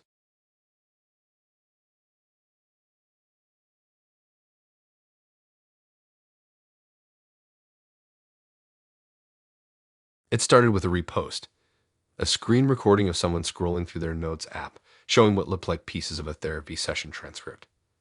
It had phrases like emotional control, gaslighting behavior, and verbal abuse pattern. At first, I didn't think anything of it. There are a million vague emotional call-out posts online, and they're almost always about someone's ex. But then I saw my initials, not my name. Just the initials, but it was enough. Amber had started posting pieces of what she claimed were real conversations from her therapist. Stuff about me. Stuff that made me look like a monster. We had dated for a few months, mostly long distance. It wasn't a serious relationship, and we never even lived together. We met through friends, started talking during lockdown, and it spiraled into something that always felt heavier than it should have been. Amber was intense. Everything was a big deal. Every small disagreement turned into a late-night phone call where she cried and said she felt unsafe emotionally. I kept thinking if I was just more patient, more understanding, it would get better. It didn't. We broke up when I stopped responding to the emotional roller coaster. When I stopped replying to walls of text written like diary entries, filled with "how could you" and "you never really loved me." I blocked her when she started threatening to expose me for who I really was, whatever that meant. She vanished after that. No more texts, no calls, nothing. I figured she was doing what she needed to move on. I was relieved. Then the video started. She'd started filming herself talking to her therapist. Not the full sessions, just little parts. Mostly her side of the conversation. Sometimes you could hear someone softly responding in the background. Sometimes it was just her talking into her phone like it was a vlog. She cut the videos with sad music and emotional captions, stuff like when the person you love turns out to be your worst trigger, and he said he cared, but I never felt safe. Again, no names, no direct accusations, but always just enough detail for the people who knew us to know exactly who she was talking about. The worst part, she had a following. Not huge, but enough. A few thousand people who have every story she told. They commented things like, "I'm so sorry you went through this, and thank you for being brave enough to share your healing." People called her strong, inspirational. She posted affirmations and quotes and stitched videos of other women talking about surviving emotional abuse, always nodding along like it was her own story. I kept my head down, didn't say anything, didn't try to clear my name. It was vague enough that I figured people would just scroll past it. Then she posted the messages. Not real ones. Fake, completely made up. Screenshots that looked like texts from me, full of manipulative phrases, cruel sarcasm, and cold dismissals. The kind of stuff you'd read and immediately think, wow, what a toxic person. The messages had my name at the top, my contact photo. She'd taken old screenshots and edited them. Cropped, rearranged, rewritten. She didn't say they were fake. She didn't even act like they were new. She just posted them with captions like, "Proof is important when they lie about who they are." My phone lit up with messages. Friends asking if I'd seen it. People I hadn't talked to in years reaching out, some concerned, some clearly judging. One person texted me, "I always knew something was off about you. I didn't even know how to respond." I tried reporting the post. Nothing happened. I flagged it again. Still nothing. She wasn't breaking any clear rules. No hate speech. No threats. Just fabricated screenshots and vague emotional commentary. All wrapped up in a therapy aesthetic. Eventually, one of our mutual friends reached out. She said Amber had been talking about me in her sessions for months. That she would write down everything afterward and turn it into content. That she told her therapist I had emotionally manipulated her into isolation, even though we barely saw each other in person. She said I made her feel erased and that the relationship had left scars that couldn't be seen. The mutual friend asked if any of it was true. I said no, but I could tell she wasn't sure. I could hear it in her voice. The hesitation, the doubt. Because once someone tells their story with enough passion, people believe it. Especially when it's told through soft lighting and shaky camera angles and whispered affirmations about self-worth. Amber posted again a week later. A clip of her crying in her car, talking about how she couldn't believe she ever thought she was the problem. She said, "Gaslighting is when they make you doubt your own pain." The comments blew up. Hundreds of people telling her they were proud of her, that she was healing, that they were going through the same thing. No one questioned her. That's what killed me. Not the lies, not the fake messages, but the way no one stopped to think there might be more to the story. That maybe she wasn't telling the whole truth. that maybe her pain wasn't proof of someone else's abuse. She built a platform off that version of events. She turned our short, messy relationship into a storyline, and people followed along because they needed someone to root for. I never posted anything, never made a response video, never wrote my side of the story. Because once something's gone viral in the language of healing and trauma, anything you say sounds like denial, like deflection, like guilt. So I disappeared. I deleted old posts, locked down my accounts. I stopped engaging with mutuals who still followed her, because I didn't want to be part of the drama. I didn't want to be the villain in someone's mental health arc. I just wanted out. She still posts. Less now. Her tone shifted from victim to survivor. She doesn't mention me anymore, not directly. But the story's still there, buried under layers of content and vague captions and well-lit breakdowns. And every once in a while, someone new will DM me. A stranger. Usually a follower of hers. They'll say something like, "Just wanted to let you know we see you for what you are." That's the legacy she gave me. Not a breakup, not closure. Just a reputation built out of someone else's therapy notes, edited into a narrative I never got to write.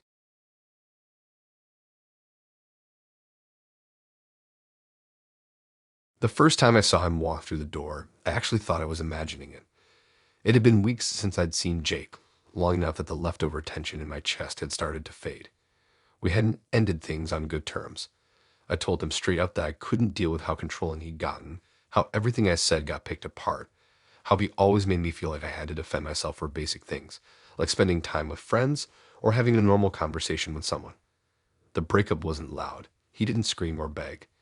He just stared at me like I betrayed him and then left.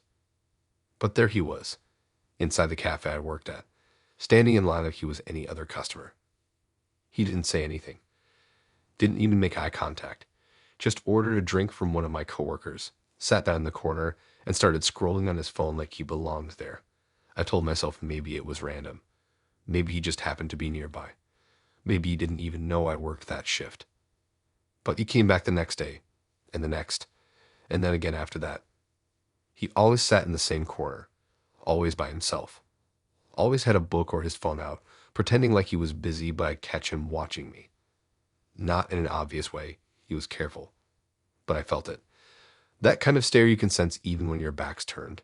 And I noticed it more when I was talking to people. If I laughed with a coworker, he'd look up.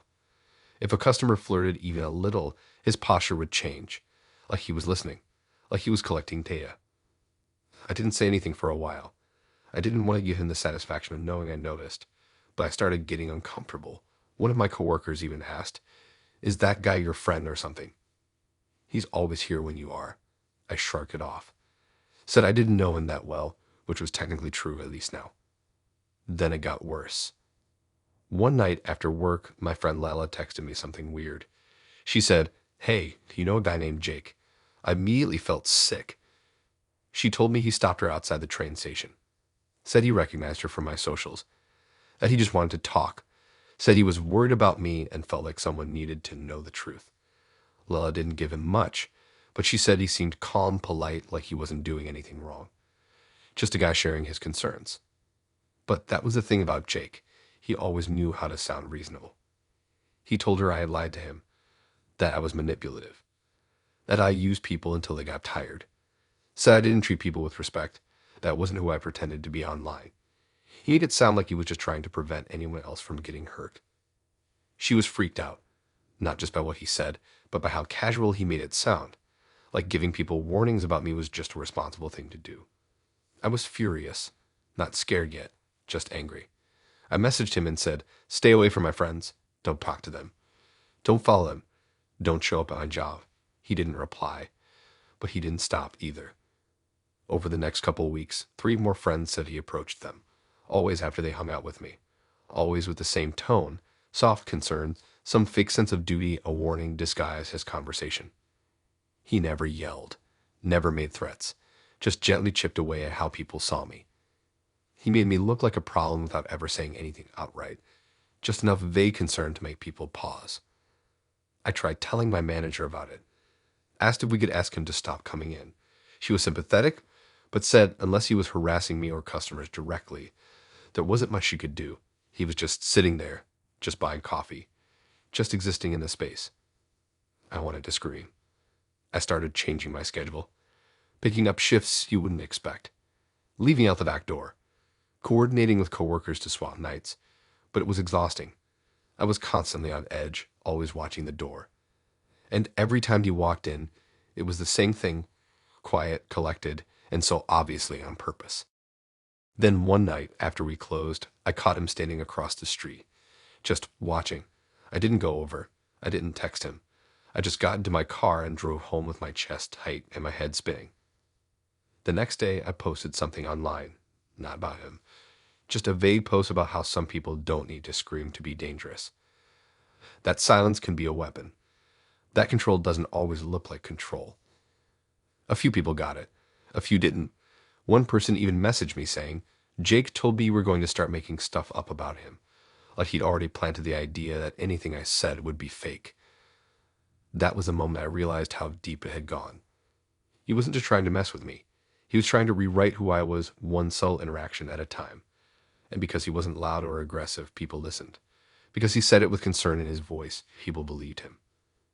He made it look like I was unraveling, like I was paranoid. Like I was bitter and trying to drag his name through the mud, when really I was just trying to stay safe and sane. Eventually, I quit the job. I didn't tell anyone the full reason. Just said I needed a change. I found something else in another part of the city with people who didn't know either of us. I locked down my socials, made it harder for him to track who I was with or where I was going. He stopped showing up after that, or if he didn't, I never saw him. But I still look over my shoulder sometimes, still double check the door when I'm out, because it's not the yelling or the threats that stick with you, it's the quiet ones. The ones who pretend they're just watching out for everyone else while slowly turning you into a warning label.